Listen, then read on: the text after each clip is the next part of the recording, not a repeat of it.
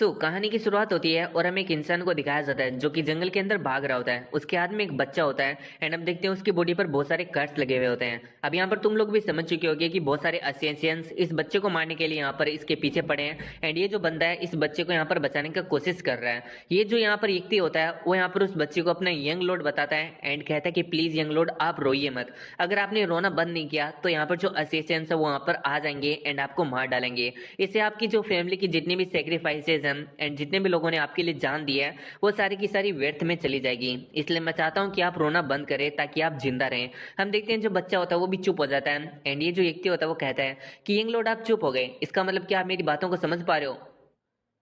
फिर हम देखते हैं ये जो व्यक्ति होता है वो अपने कपड़े को फाड़ता है एंड एक छोटे से यहाँ पर कपड़े से इस बच्चे का मुंह बंद कर देता है एंड फिर कहता है कि यंग लॉर्ड मुझे माफ करना, मेरे पास में कोई दूसरा रास्ता नहीं है। एंड उस बच्चे को एक डाली से लटका के वहां से भाग जाता है ताकि ये असिस्टेंस का जो ध्यान है वो अपनी तरफ डिस्ट्रैक्ट कर सके एंड ये जो बच्चा है उसकी जान बच सके।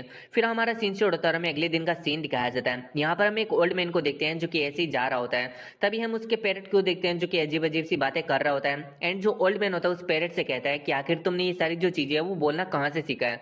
तभी हम देखते हैं जो ओल्ड मैन होता है वो काफी हैरान होता है एंड वो डाली की तरफ देखने लगता है जहां पर वो अजीब सी चीज लटकी होती है। जब वो उसे नीचे उतारता है तो वो एक बच्चा होता है एंड उसके मुंह से कपड़ा हटाने पर वो रोने लगता है। अब यहाँ पर जो ओल्ड मैन होता है वो सोचने लगता है कि आखिर ऐसे बियाबान जंगल के अंदर किसने इस बच्चे को अकेला छोड़ा, वो भी मुंह से बांध कर। आखिर ये जो छोटा सा बच्चा है जो कि दिखने में केवल 100 दिन से भी यहाँ पर उसकी उम्र कम होगी, वो यहाँ पर ऐसी कैसी चीजों से गुजरा है जिसकी वजह से इसे ये सारी चीजों को यहाँ पर फेस करना पड़ रहा है। फिर हम देखते हैं जो ओल्ड मैन होता है उस बच्चे को लेकर अपने विलेज की तरफ बढ़ जाता है एंड हम देखते हैं जैसे वो आगे जा रहा होता है तभी यहाँ पर एक बंदा हवा के अंदर से निकलता है एंड उस ओल्ड मैन के साथ में हो जाता है। फिर हम देखते हैं वो ओल्ड मैन से कहता है कि वेल मुझे काफी ज्यादा अच्छा लगा कि तुम यहाँ पर वापिस से आ चुके हो और एकदम सेफ हो तुम। तभी हम देखते हैं ओल्ड मैन को जो कि उसे हाथों से इशारा करता है और कहता है कि तुम चुप रहो, देखो मैं अपने साथ में एक बच्चे को लेकर आया हूँ एंड वो बच्चे के बारे में सारी बात बता देता है कि वो उसे किस तरीके से मिला। फिर हम देखते हैं वो कहता है कि वेल विलेज के अंदर जो तीनों लोग हैं हम लोग उन्हें भी इस बच्चे को दिखाएंगे एंड इसके बारे में बताएंगे। एंड हमें दिखाया जाता है विलेज के अंदर जाने के बाद में उन तीनों लोगों को जो कि दिखने में छोटे बड़े और यहाँ पर एक के बाल बड़े होते हैं। अब हम देखते हैं यहाँ पर ये जो पांचों होते हैं उस बच्चे के बारे में बातें करने लगते हैं। यहाँ पर हम देखते हैं जो ओल्ड मैन होता है वो कह रहा होता है कि वेल आज के बाद में ये जो लड़का है वो यहाँ पर हमारे साथ में रहने वाला है, तो सभी लोग अपने आप को इससे इंट्रोड्यूस कराओ। अब इन पांचों के ग्रुप में जो एक बंदा होता है उसे थोड़ा मजाक करना कुछ ज्यादा ही पसंद होता है एंड उस ओल्ड मैन से कहता है कि वेल सुनसान जंगल के अंदर आखिर तुम्हें बच्चे कहाँ से मिल रहे हैं। तो यहाँ पर जो ओल्ड मैन होता है इस बात से काफी ज्यादा ही चिढ़ जाता है एंड उसे कह रहा होता है तुम्हारे कहने का क्या मतलब है कि क्या ये जो बच्चा वो मेरा है। इन बातों को सुनकर वो बंदा कह रहा होता है कि अरे अरे नहीं, मैं तो यहाँ पर मजाक कर रहा था, तुम तो यहाँ पर कुछ ज्यादा ही बुरा मान गए। फिर यहाँ पर जो ओल्ड मैन होता है वो यहाँ पर उन सभी लोगों को बता देता है कि हम इस बच्चे को बड़ा करेंगे एंड इसे अपना डिसाइपल बनाएंगे। फिर हम देखते हैं यहाँ पर जो ये बड़े बालों वाला बंदा होता है वो कह रहा होता है कि वेल इस बच्चे को बड़ा करना तो चलो ठीक है, लेकिन इसे डिसाइपल बनाना ये यहाँ पर मेरे को बिल्कुल भी मंजूर नहीं है। मेरे दोनों हाथ नहीं है तो मैं यहाँ पर इस बंदे को कुछ भी नहीं सिखा सकता हूँ, यानी इस बच्चे को। तो यहाँ पर तुम लोग मुझसे कुछ भी एक्सपेक्ट मत करना। अब इस बात को सुन के हम इस चौथे बंदे को देखते हैं जो कि उस बंदे से कहता है कि वेल है तुम इतना ज्यादा रूड कैसे हो सकते हो, वो एक बच्चा ही तो है एंड अगर तुम्हें नहीं सिखाना है तो तुम इसे यहाँ पर आराम से भी मना कर सकते हो, तुम्हें इतना भी ज्यादा रूड नहीं होना चाहिए। वहीं पर हम देखते हैं यहाँ पर ये जो ओल्ड मैन होता है वो सभी लोगों से कह रहा होता है कि तुम्हारे ऊपर कोई भी फोर्स नहीं है कि तुम्हें इस बच्चे को सिखाना ही पड़ेगा, अगर तुम्हारा मन है तो सिखाओ, अगर नहीं मन है तो मत सिखाओ। एंड हम देखते हैं यहाँ पर ये जो बंदा होता है चौथा वो कह रहा होता है कि वैसे अगर हमने इसे अपनी मार्शल आर्ट को सिखाया तो इससे ये रिवील हो जाएगा कि हमारी आइडेंटिटी क्या है। तो हाँ, ये पांचों को एक दूसरे की आइडेंटिटी नहीं पता है, ये पांचों क्रिमिनल्स है जो कि एक जगह इकट्ठा हो गए हैं ताकि ये जो बड़ा खतरा है उसे टाल सकें, लेकिन इन लोगों को अपनी एक दूसरे की आइडेंटिटी नहीं पता है। तो ऐसे में अगर ये यहाँ पर अपने एमसी यानी इस बच्चे को यहाँ पर अपनी मार्शल आर्ट सिखाएंगे तो ये रिवील हो जाएगा कि इनकी आइडेंटिटी क्या है। तो यहाँ पर जो चौथा होता है वो ओल्ड मैन से कहता है कि क्या तुम यहाँ पर अचानक से हमारी जो आइडेंटिटी है उसे रिवील करवाना चाहते हो। ओल्ड मैन कहता है कि वेल अगर इस बच्चे को सिखाने के लिए हमें अपनी आइडेंटिटी को भी रिवील करना पड़े तो मुझे नहीं लगता कि इसमें कोई बड़ी बात है।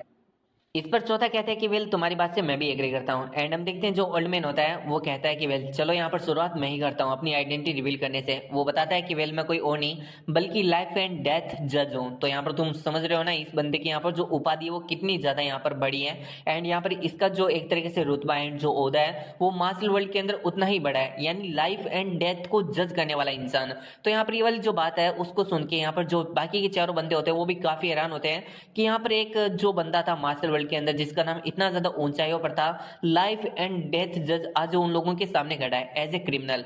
एंड हम देखते हैं यहाँ पर जो ओल्ड मैन होता है वो बताता है कि वेल कुछ हालात ऐसे हो गए थे जिसकी वजह से यहाँ पर है ना मेरे को एक क्रिमिनल बनना पड़ा वगैरह वगैरह। एंड फिर हम देखते हैं यहाँ पर जो दूसरा बंदा होता है वो यहाँ पर अपनी आइडेंटिटी को रिवील करता है एंड वो कहता है कि वेल मेरा नाम याओ जिनिन है। तो यहाँ पर चाइनीज के अंदर इसका मतलब ये होता है कि हवा के अंदर गायब हो जाना। तो जैसा कि हमने देखा ये जो बंदा है वो हवाओं के अंदर यानी कहीं पर भी गायब हो सकता है, तो इसकी ये स्पेशलिटी है एंड इसी की वजह से इसको ये वाला उपाधि मिला है। तीसरा जो बंदा होता है वो कहता है कि ये जो चौथा बंदा होता है, हाँ ये चौथा बंदा होता है जिसे मैंने फोर्थ कहा था, तो ये जो बंदा होता है उसकी यहाँ पर जो एबिलिटी होती है वो यहाँ पर चोरी करने की होती है, चोरी करके यहाँ पर तेजी से भागने की। तो ये बताता है कि वेल मेरे पास में कुछ एबिलिटीज है जिससे कि मेरी प्रेजेंस छुप सकती है एंड मैं तेजी से भाग सकता हूँ, मतलब ऑल ओवर ये एक चोर है, ठीक है। एंड यहाँ पर जो चौथा बंदा होता है जो कि यहाँ पर ये होता है वो कहता है कि वेल ये एक ब्लैक स्मिथ है और इसे गोल्डन हैंड के नाम से भी जाना जाता है। एंड यहाँ पर ये ना ब्लैक स्मिथिंग बहुत ही ज्यादा अच्छी करता है, यानी बहुत ही ज्यादा अच्छे अच्छे वेपन्स को फोर्ज कर। फिर बारी आती है पांचवे की, यानी इस लंबे बालों वाले की, लेकिन ये अपना नाम नहीं बताता है एंड ना ही अपनी आइडेंटिटी को रिवील करता है। तो हम देखते हैं जो चारों होते हैं वो वापस से बिजी हो जाते हैं। अब यहाँ पर जो यहाँ पर सेकंड होता है यूजेन, वो कहता है कि वेल क्या आपने ये तय कर लिया है कि आप यहाँ पर इसके बारे में मतलब इस बच्चे को यहाँ पर हमारा डिसाइपल बनाएंगे। तो हम देखते हैं यहाँ पर जो ओल्ड मैन होता है वो कहता है कि हाँ मैं इसे यहाँ पर अपना डिसाइपल बनाऊंगा। एंड फिर वो कहता है कि वेल यही वो बच्चा होगा जो कि हमारे जो मार्शल आर्ट है उन्हें सीख कर ये जो मा फॉरेस्ट है इसे एस्केप करेगा एंड बाहर मार्शल वर्ल्ड के अंदर जाएगा। अब यहाँ पर ये जो चोर होता है वो कह रहा होता है कि वेल इस बच्चे को देखने से ऐसा लग रहा है कि वेल इसके अंदर सच में काफी ज्यादा अच्छा टैलेंट है, लेकिन क्या इसके अंदर इतना ज्यादा अच्छा टैलेंट है कि हमारी जो चारों की मार्शल आर्ट है उन्हें इनहेरिट कर पाएगा।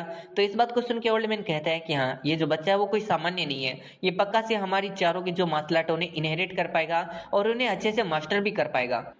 अब इस बात को सुन के यहाँ पर जो तीनों चारों होता है उन्हें यहाँ पर ज्यादा विश्वास नहीं होता। तो हम देखते हैं जो ओल्ड मैन होता है वो कहता है कि वेल तुम चारों के चेहरे देखकर मुझे पता चल रहा है कि तुम लोगों को विश्वास नहीं है कि ये बच्चा ऐसा कर पाएगा या फिर नहीं कर पाएगा। तो तुम इस रिंग को देख लो, ये जो रिंग है उस बच्चे के बॉडी के पास में मतलब इस बच्चे के गले के अंदर थी। तो अब यहाँ पर ये जो रिंग होती है उसे ये तीनों चारों एकदम एक दूसरे को दिखाने लगते हैं एंड यहाँ पर इसके बारे में बात करने लगते हैं। इन तीनों चारों को इस रिंग के बारे में कुछ घंटा पता नहीं चलता, लेकिन इतना जरूर पता चल जाता है कि ये जो रिंग है वो कोई सामान्य रिंग नहीं है। इस रिंग के अंदर यहाँ पर अगर थोड़ी बहुत एनर्जी होती तो ये इतनी ज्यादा पावरफुल हो सकती थी कि किसी भी इंटरमीडिएट यहाँ पर जो लेवल का मार्शल आर्टिस्ट है उसे यहाँ आराम से खत्म कर सकती थी। तो अब यहाँ पर ये वाली बात को जानने के बाद में ये लोग इतना अनुमान लगा लेते हैं कि ये जो बच्चा है वो किसी वेल्थी फैमिली से है जो कि मार्शल आर्ट के अंदर भी बहुत ही ज्यादा ऊंचाइयों के ऊपर थी।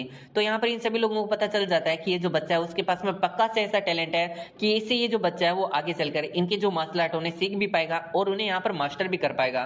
तो फिर हम देखते हैं यहाँ पर जो बच्चा होता है उसे नाम देने की बारी आती है। तो ओल्ड मैन कहता है कि वेल आखिर में इसे क्या नाम दो। तो सभी लोग कहते हैं कि वेल आप यहाँ पर हमारे ग्रुप में सबसे बड़े हो तो आप यहाँ पर अपनी मर्जी से इसे कोई भी नाम दे सकते हो। तो अब उस बच्चे को देखकर यहाँ पर जो मतलब फर्स्ट मास्टर होता है यानी जो ओल्ड मैन होता है उसे अपने बच्चे की याद आ जाती है। तो इसकी भी पीछे की एक स्टोरी है। अब ये जो ओल्ड मैन है इसका एक बच्चा था और इसकी दो डॉटर्स थी। तो यहाँ पर ये जो ओल्ड मैन है वो एक बहुत ही बड़ा फिजिशियन है। तो यहाँ पर किसी काम से ये दूसरी जगह पर गया हुआ था और यहाँ पर पीछे इसके बच्चे को थोड़ी बीमारी हो गई थी एंड ये जब वापिस आ रहा था तो रास्ते में इतनी ज्यादा टाइम लग गया इसको कि इसका जो बच्चा है वो इंतजार करते करते यहाँ पर है ना मारा गया। जब वो वापिस आया तो उसने अपने बच्चे को देखा वो भी मरे हुए। तो वो बताता है कि वेल यहाँ पर वो इतना बड़ा फिजिशियन है लेकिन वो फिर भी अपने बच्चे को नहीं बचा पाया एंड इस चीज का रिग्रेट उसे आज भी है। उसके बच्चे का नाम सुओल था। तो वो कहता है कि वेल अगर तुम लोगों को आपत्ति ना हो तो मैं इस बच्चे का नाम उन सुओल रखूंगा। एंड हम देखते हैं यहाँ पर जितने भी जो लोग होते हैं वो इसकी बात से एग्री करते हैं। फिर हम देखते हैं यूजेन को जो कि कह रहा होता है कि वेल आप एक बहुत ही ज्यादा बड़े फिजिशियन हो, अगर आप यहाँ पर टाइम पर पहुंच जाते ना तो आप अपने बच्चे को भी बचा सकते थे। आपने न जाने कितने सारे लोगों को यहाँ पर बचाया, तो आप बहुत ही ज्यादा ग्रेट इंसान हो। तो जो ओल्ड मैन होता है उस बंदे से कह रहा होता है कि वेल तुम यहाँ पर मेरे को शुगर कैंडी देने का कोशिश मत करो, क्योंकि यहाँ पर जितने भी ज्यादा लोगों को मैंने बचाया हो लेकिन उससे ज्यादा लोगों को मैंने अपने ही हाथों के अंदर मरते हुए देखा है। यानी ऐसे भी बहुत सारे लोग हैं जिन्हें मैं नहीं बचा पाया हूँ। फिर हम देखते हैं और भी बहुत सारी बातें करने लगता है एंड हम देखते हैं ये जो चारों होते हैं इसके बारे में यहाँ पर एक तरीके से डिस्कस करने लगते हैं। फिर हम देखते हैं यहाँ पर ये जो ओल्ड मैन होता है वो कह रहा होता है कि चलो इन सारी बातों को छोड़ते हैं एंड अब ये जो बच्चा है वो पक्का से हमारा अप्रेंटिस यानी यहाँ पर हमारा डिसाइपल बनने वाला है। एंड हम देखते हैं यहाँ पर ये भी कहता है कि वेल वो यहाँ पर अपनी जो सीक्रेट मार्शल आर्ट है वो भी इस बच्चे को एक तरीके से पास ऑन करेगा। अब जैसे ये वाली बात यहाँ पर बाकी लोग सुनते हैं वो काफी ज्यादा हैरान होते हैं एंड कहते हैं कि क्या तुम अपनी सीक्रेट मार्शल आर्ट को भी पास ऑन करोगे। तो सीक्रेट मार्शल आर्ट कुछ ऐसी चीज होती है जिन्हें कोई भी यहाँ पर है ना पास डाउन नहीं करता है, सिर्फ और सिर्फ वो अपनी रिलेटेड यानी जो ब्लड रिलेटेड ब्लड लाइन होता है उसी के अंदर यहाँ पर अपनी जो मार्शल आर्ट उन्हें पास ऑन करता है। लेकिन किसी भी यहाँ पर अनब्लड रिलेटेड इंसान को अपनी जो सीक्रेट मार्शल आर्ट है उन्हें पास ऑन करना ये एक बहुत ही ज्यादा बड़ी चीज होती है। एंड फिर जो यावजेन होता है वो यहाँ पर जो मतलब ओल्ड मैन होता है उसकी बात से एग्री करता है और कहता है कि वेल हमारे पास में ऐसा कोई नहीं है जिसको हम यहाँ पर अपनी जो मार्शल आर्ट है उन्हें पास ऑन करें, क्योंकि हम लोग यहाँ पर इस जंगल के अंदर ही मरने वाले हैं। एंड अगर हम इस बच्चे को अपनी जो मार्शल आर्ट उसे पास ऑन करते हैं तो हो सकता है कि हमारी जो मार्शल आर्ट है वो जिंदा रहे। तो यहाँ पर मुझे लगता है कि इस बच्चे को हमारी जो मार्शल आर्ट है उसे यहाँ पर पास ऑन कर देना चाहिए। तो अब हम देखते हैं जो बाकी लोग होते हैं वो भी इस बात के लिए एग्री करते हैं। एंड हम देखते हैं यहाँ पर जो ब्लैक स्मिथ होता है वो भी कहता है कि वेल मैं भी यहाँ पर अपनी जो सीक्रेट मार्शल आर्ट है उन्हें पास ऑन करूंगा। तो यहाँ पर चोर कहता है कि क्या तुम्हारे पास में सीक्रेट मार्शल आर्ट भी है? लेकिन मेरे पास में ऐसा कुछ भी नहीं है, मैं तो बस चोरी की कुछ 3-4 यहाँ पर ट्रिक्स जानता हूँ एंड इसके अलावा मेरे पास में कुछ ज्यादा नहीं है। ओल्ड मैन कहता है कि नहीं, तुम्हारी यहाँ पर जो स्टिल टेक्निक है वो बहुत ही ज्यादा यहाँ पर अच्छी है, यानी छुपने की टेक्निक। एंड मुझे लगता है कि तुम इस टेक्निक को इस बच्चे को आसानी से सिखा भी सकते हो। इस पर चोर कहता है कि वेल अगर तुम ऐसा कह रहे हो तो चलो ठीक है, मैं इसे यहाँ पर अपनी जो चोरी एंड जो स्टील वाली आर्ट्स है उन्हें यहाँ पर सिखाऊंगा। फिर वो जो चारों होते हैं यानी जो चौथा होता है यानी अपना चोर होता है वो यहाँ पर पांचवें की तरफ देखने लगता है जो कि चुपचाप खड़ा होता है। एंड हम देखते हैं वो यहाँ पर अपना मुंह मोड़ लेता है। तभी हम देखते हैं जो चोर होता है उसके पास में जाता है एंड उसे बच्चे को दिखाता है एंड कहता है कि वेल मैं ये नहीं कह रहा कि तुम्हें इस बच्चे को यहाँ पर अपनी मार्शल आर्ट को सिखाना है या फिर कुछ और करना है, तुम्हें इसे यहाँ पर रेज करने की भी जरूरत नहीं है, लेकिन ये बच्चा हमारे साथ में रहने वाला है तो इसलिए प्लीज इसे हेट मत करो। भले ही तुम इसे प्यार ना कर सकते हो लेकिन इसे बिना बिना किसी बात के यहाँ पर हेट मत करो। एंड इतना कहते हुए उस बच्चे को यहाँ पर जो मतलब अपना फिफ्थ होता है उसे यहाँ पर दिखाता है। अब यहाँ पर जो फिफ्थ होता है वो यार सच में बहुत ही ज्यादा क्यूट होता है एंड वो जो बच्चा होता है उसे यहाँ पर एक तरीके से ऐसा रब करने लगता है किटन की तरह। एंड ये जो यहाँ पर सीन है वो सच में बहुत ही ज्यादा अच्छा है। फिर हमारा सीन शूट होता है और हमें 10 साल बाद का सीन दिखाया जाता है। सो हम देखते हैं यहाँ पर 10 साल के बाद में जो यहाँ पर अपना ओल्ड मैन होता है वो उस बच्चे से कह रहा होता है कि वेल तुम्हें यहाँ पर ये जो स्क्रिप्चर्स है उन्हें याद करना ही पड़ेगा, अगर तुमने ऐसा नहीं किया तो तुम्हें यहाँ पर है ना कहीं पर भी खेलने नहीं जाने दिया जाएगा।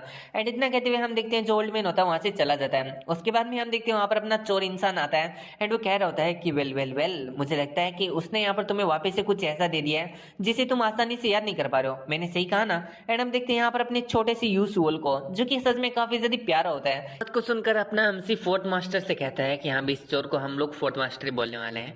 तो यहाँ पर अपना हमसे फोर्थ मास्टर से कहता है कि वेल हाँ यहाँ पर जो मास्टर है उन्होंने मेरे को कुछ ऐसा दे दिया है जिसे मैं याद ही नहीं कर पा रहा हूँ। तो अब यहाँ पर जो फोर्थ मास्टर होता है वो कह रहा होता है कि वेल क्या ना जो फर्स्ट मास्टर है यानी वो जो ओल्ड मैन है वो एक स्कॉलर है एंड ये याद करना वगैरह उसे बहुत ही ज्यादा अच्छे तरीके से होता है। तो उसे ऐसा लगता है कि इस दुनिया के अंदर हर कोई उसी की तरह बहुत ही ज्यादा इजिली सारे स्क्रिप्चर्स को याद कर सकता है। वैसे क्या है ना, एक हमारी कहावत है कि दुनिया के अंदर जो मतलब लोग होते हैं वो जितना ज्यादा ओल्ड होते हैं ना वो उतने ही ज्यादा वरीड होते रहते हैं। फिर वो उसे बहुत ही ज्यादा प्यार से एंड यहाँ पर अच्छी तरीके से समझाने की कोशिश करता है। एंड यहाँ पर हम देखते हैं अपने एमसी को जो कि कहता है कि फोर्थ मास्टर क्या यहाँ पर हमारे जो फर्स्ट मास्टर है वो यहाँ पर है ना उनके पास में ज्यादा टाइम नहीं है, क्या वो जल्दी यहाँ पर मर जाएंगे? तो अभी इस बात को सुन के हम फोर्थ मास्टर को देखते हैं जो कि अपने एमसी की तरफ देखता है एंड उसके ऐसे सवाल पर काफी ज्यादा स्माइल करता है एंड फिर कहता है कि वो 800 सालों से जिंदा है, ये खुद को मतलब एक तरीके से हेवन को फूल बनाने जैसा है। तो अब हाँ यहाँ पर उनका जो समय वो काफी ज्यादा नजदीक है। अगर तुम उनके लिए कुछ भी करना चाहते हो, अगर तुम उनके लिए थोड़ा सा भी वरीड हो ना, तो मैं चाहता हूँ कि तुम यहाँ पर उनकी जितनी भी जो चीजें याद करने दी गई है उनको यहाँ पर याद करो, इससे यहाँ पर उन्हें अच्छा लगेगा। तो मैं बस इतना ही कह सकता हूँ कि अगर तुम यहाँ पर उनके जितने भी कहे हुए काम है उन्हें करते हो तो वो थोड़े दिन के लिए और भी यहाँ पर जिंदा रह सकते हैं। एंड वो और भी बहुत सारी बातें बताता है एंड यहाँ पर फिर उसे 3 फल देता है और कहता है कि देखो ये मैं तुम्हारे लिए लेकर आया हूँ। हम देखते हैं यहाँ पर अपने एमसी को जो कि कहता है कि वाह क्या आप यहाँ पर ये ना बाहर से लेकर आए हो? तो इस बात को सुन के फोर्थ मास्टर बोलता है कि हाँ मैं ये यहाँ पर बाहर से लेकर आया हूँ, यानी विलेज के बाहर से, माँ फॉरेस्ट के अंदर से।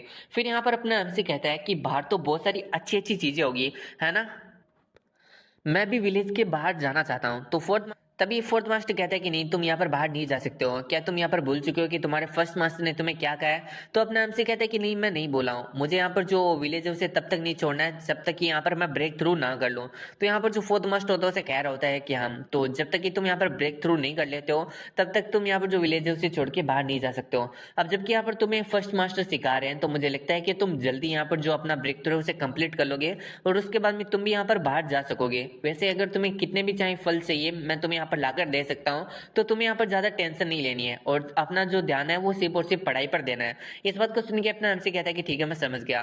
फिर हमारा सीन से होता है और हमें शाम का सीन दिखाया जाता है जहाँ पर हम देखते हैं अपना हमसे पढ़ाई कर रहा होता है। तभी उसे यहाँ पर एक आवाज आती है एंड वो इस चीज से काफी ज्यादा हैरान होता है।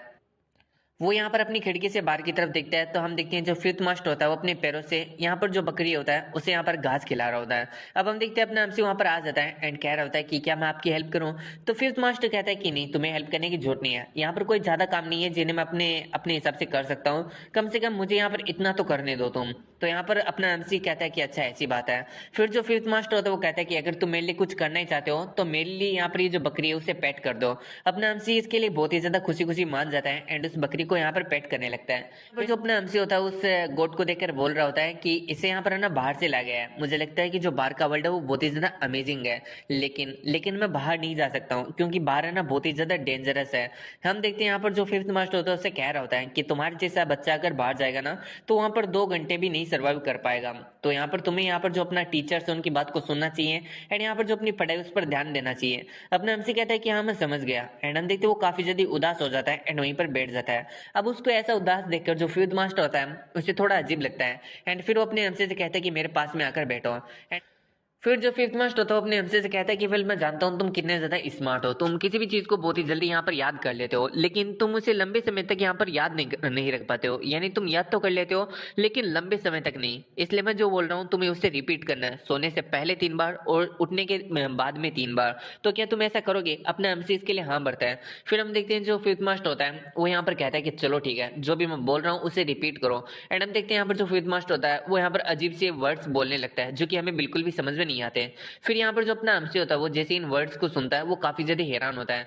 एंड हम देखते हैं यहाँ पर जो फिफ्थ मास्ट होता है उसे कह रहा होता है कि अगर तुम्हें याद ना होना तो मैं यहाँ पर तुम्हारे लिए बार बार इन वर्ड्स को रिपीट कर सकता हूँ। तो ऐसे में हम देखते हैं यहाँ पर जो फिफ्थ मास्ट होता है वो अपने एमसी के लिए उन वर्ड्स को बहुत बार रिपीट करता है ताकि अपना एमसी उन्हें याद कर पाए। तो यहाँ पर आधी रात हो जाती है एंड फिफ्थ मास्टर अपने एमसी से कहता है कि वेल जो भी मैंने आज तुम्हें सिखाया है और जो भी यहाँ पर हमारे बीच में बातें हुई हैं वो हम दोनों के बीच में ही रहनी चाहिए। तो अपना एमसी भी इस बात के लिए एग्री करता है। फिर हमारा सीन शूट होता है और 5 साल बीत जाते हैं। हमें 5 साल बाद में अपने एमसी को दिखाया जाता है जहां पर हम देखते हैं वो किसी हर्ब्स के यहाँ पर जो मेथड्स होते हैं उनके बारे में बता रहा होता है कि इसके अंदर कौन कौन सी हर्ब्स चाहिए होती है और कौन कौन से मेथड को यूज करके ये हर्ब्स यानी मेडिसिन बनती है। हमें दिखाया जाता है यहाँ पर जो सोल होता है यानी जो अपना एमसी होता है वो यहाँ पर अपने फर्स्ट मास्टर के सामने ये सारी चीजों को बता रहा होता है। एंड जो फर्स्ट मास्टर होता है उनकी हालत बहुत ही ज्यादा खराब हो चुकी होती है एंड वो बेड रिडन हो चुके होते हैं। अब यहाँ पे जो फर्स्ट मास्टर होता है वो अपने हमसे से कहते हैं कि तुम बहुत ही ज्यादा अच्छा काम कर रहे हो, यहाँ पर कुछ भी ऐसा नहीं है जो कि मुझे अभी तुम्हें सिखाना बाकी है। अब ये तुम्हारे ऊपर है कि तुम यहाँ पर जो मेरा नॉलेज है यानी ये जो मेरा ज्ञान है उससे किस तरीके से यूज करते हो। मैं यहाँ पर है ना काफी ज्यादा अच्छे दिनों को यहाँ पर ऐसा महसूस कर पाया हूँ तुम्हारी वजह से, क्योंकि मैंने तुम्हें सिखाया है तुमने मेरी सारी चीजों को सीख लिया है। फिर वो कहते हैं कि वेल अगर मैं यहाँ पर नहीं भी हूं ना तो तुम अपने जो बाकी के टीचर्स हैं उनकी बातों को हमेशा सुनना। अपने हमसे कहते हैं कि ठीक है मैं समझ गया। एंड हमें बाकी टीचर्स को भी दिखाया जाता है जो कि अपने एमसी के पीछे बैठे होते हैं। फर्स्ट मास्टर कहते हैं कि देखने से ऐसा लग रहा है कि मेरे पास में सच में बहुत ही ज्यादा कम समय है जिसकी वजह से तुम लोग यहाँ पर है ना एक तरीके से बैठे हो। फिर वो यहाँ पर और भी बहुत सारी बातें बताता है एंड कह रहा होता है कि वेल मैं तुम लोगों को एक सीक्रेट बताना चाहता हूँ जो कि मैंने तुम्हें आज तक नहीं बताया तुम सभी लोगों को। एक्चुअली में ये जो फॉरेस्ट है जिसे यहाँ पर एस्केप करना नियरली इम्पॉसिबल लगता है, यहाँ से एस्केप करने का एक रास्ता है।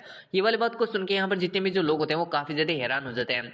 फिर यहाँ पर जो फर्स्ट मास्टर होते हैं वो कहते हैं कि मैंने अपनी जिंदगी के अंदर ऐसे बहुत सारे लोगों को क्योर किया है जिनकी अजीब सी बीमारी थी। तो मैंने एक बार ऐसे बंदे को क्योर किया था जो कि चोटी से लेकर एडी तक यहाँ पर पूरी तरीके से हड्डियों से एक तरीके से कवर्ड था। तो उस बंदे को जब मैंने यहाँ पर एक तरीके से मतलब एक तरीके से ट्रीट किया तो उसने बताया मेरे को कि वो इसी माँ फॉरेस्ट के अंदर से एस्केप करने में इस तरीके से घायल हो गया था। एक्चुअली में क्या है, यहाँ पर ये जो माँ फॉरेस्ट है उसके अंदर एक केव है, उसके अंदर एक ड्रैगन रहता है एंड यहाँ पर जो ड्रैगन उसे ऑलरेडी मार दिया गया है। अब उस केव से हम लोग यहाँ पर जो माँ फॉरेस्ट है उससे एस्केप कर सकते हैं। वहीं फुईजिन इस बात को सुन के कहता है कि वेल अगर यहाँ पर एक ऐसी केव जिसके अंदर पहले के टाइम पर एक ड्रैगन रहा करता था एंड अभी वो ड्रैगन मारा भी जा चुका है तो भी यहाँ पर उस केव के आसपास में बहुत ही ज्यादा ओरा से यहाँ पर वो जो जगह है वो फील्ड हो चुकी है। एंड जहाँ पर इतना ज्यादा ओरा होता है यानी एक ड्रैगन के मरने के बाद जो ओरा फैलता है उसकी बॉडी से, वहां पर या तो तालाब होता है या फिर एक वोल्केनो होता है। तो ऐसे मेरे को नहीं लगता कि हम में से कोई भी सियोल को छोड़ के यानी अपने एमसी को छोड़ के वो यहाँ पर वो जो केव है उसे एस्केप कर सकता है यानी इस माँ फॉरेस्ट से एस्केप कर सकता है उस केव के थ्रू।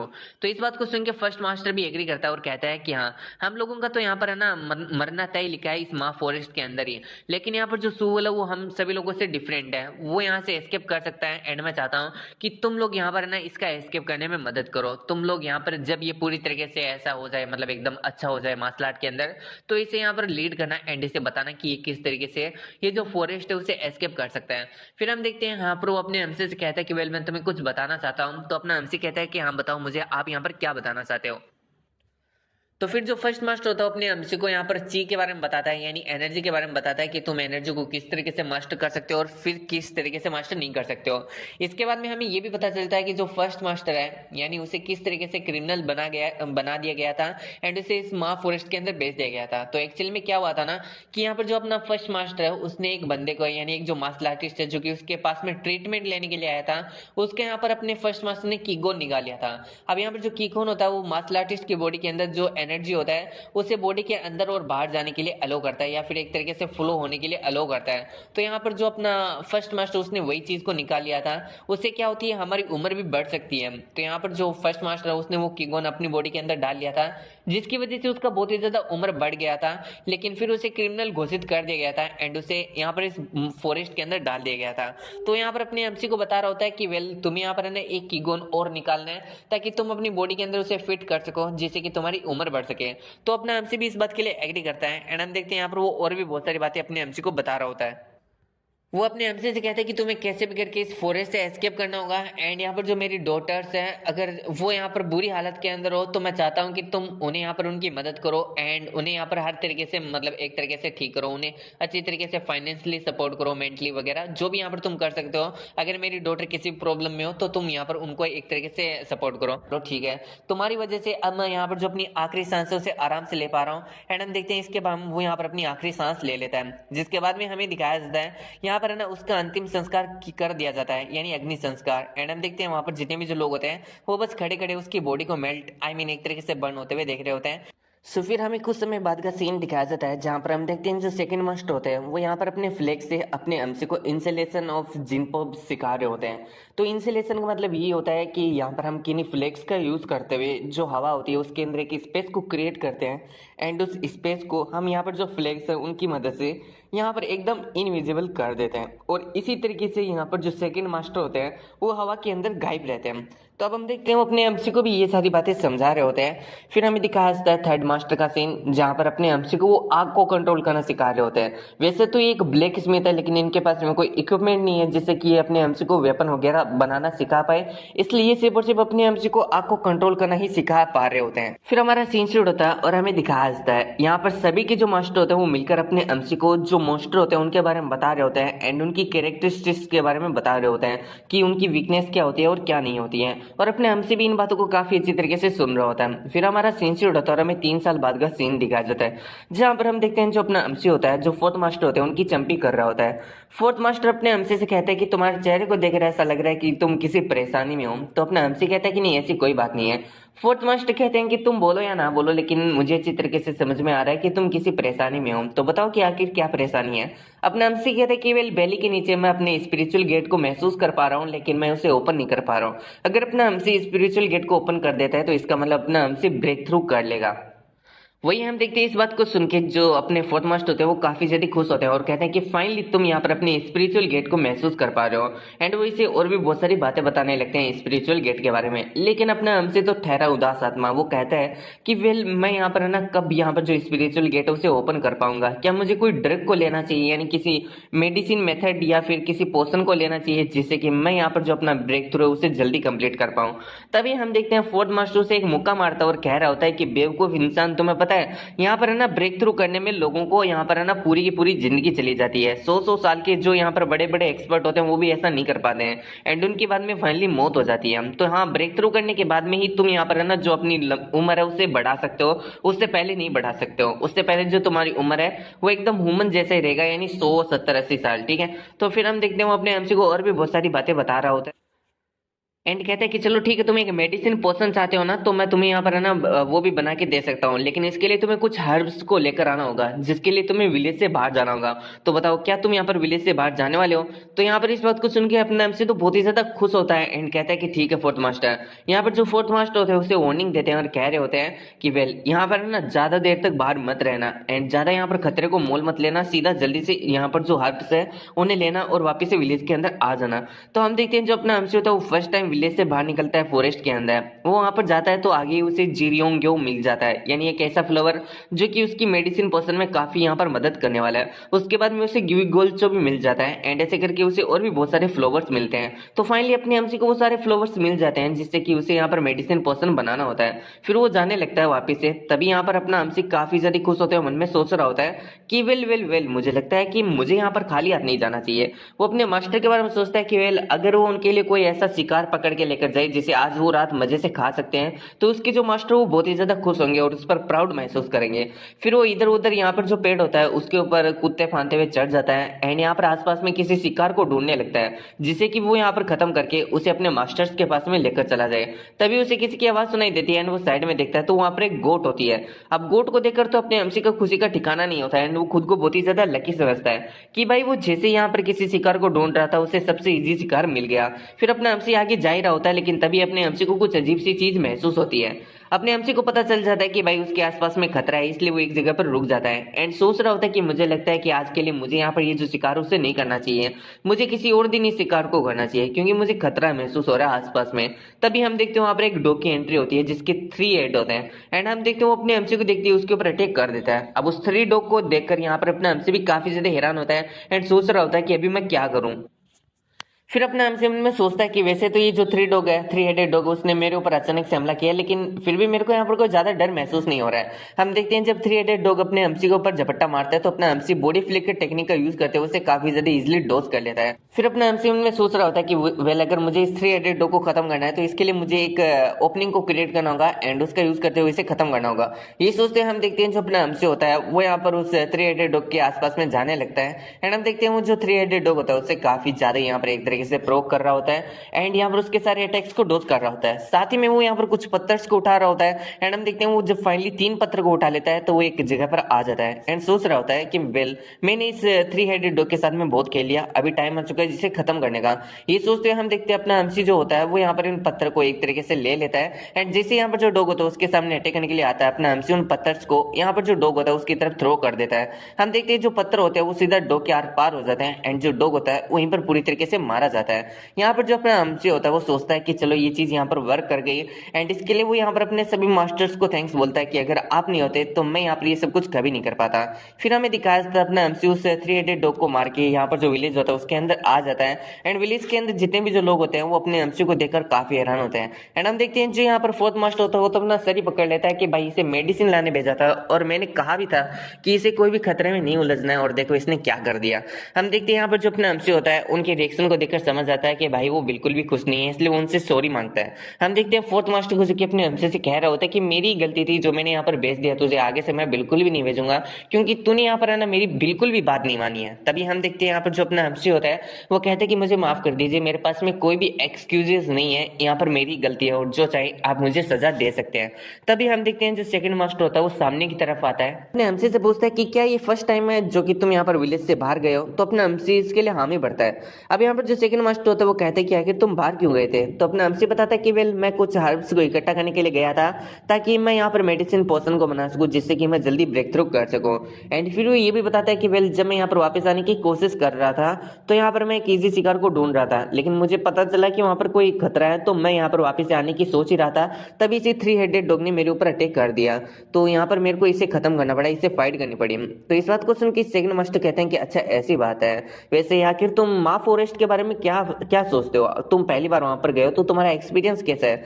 अपने हमसे कहते हैं कि वेल भले ही मेरे ऊपर 3 हेडेड डॉग ने अटैक कर दिया हो लेकिन फिर भी मेरा जो एक्सपीरियंस है वो इतना ज्यादा बुरा नहीं है कि मुझे नहीं लगता कि ये जो फॉरेस्ट है वो इतना भी ज्यादा खतरनाक है जिसे मैं संभाल नहीं सकता। जैसे मैंने 3 हेडेड डॉग को संभाला, मुझे लगता है, मुझे विश्वास अपने आप पर कि मैं इससे भी बड़े जो मॉन्स्टर्स हैं उनको भी यहाँ पर संभाल सकता हूँ। फिर हम देखते हैं यहाँ पर जो सेकंड मास्टर होता है वो यहाँ पर है ना एक तरीके से जो ब्लैक स्मिथ यानी जो थर्ड मास्टर होता है उससे कहता है कि वेल जो 3 हेडेड डॉग है उसके मांस मांस और हड्डियों को यूज करके क्या तुम यहाँ पर मेरे लिए वो फ्लेक्स को बना सकते हो जो कि मैं अपनी फॉर्मेशन में यूज करता हूँ।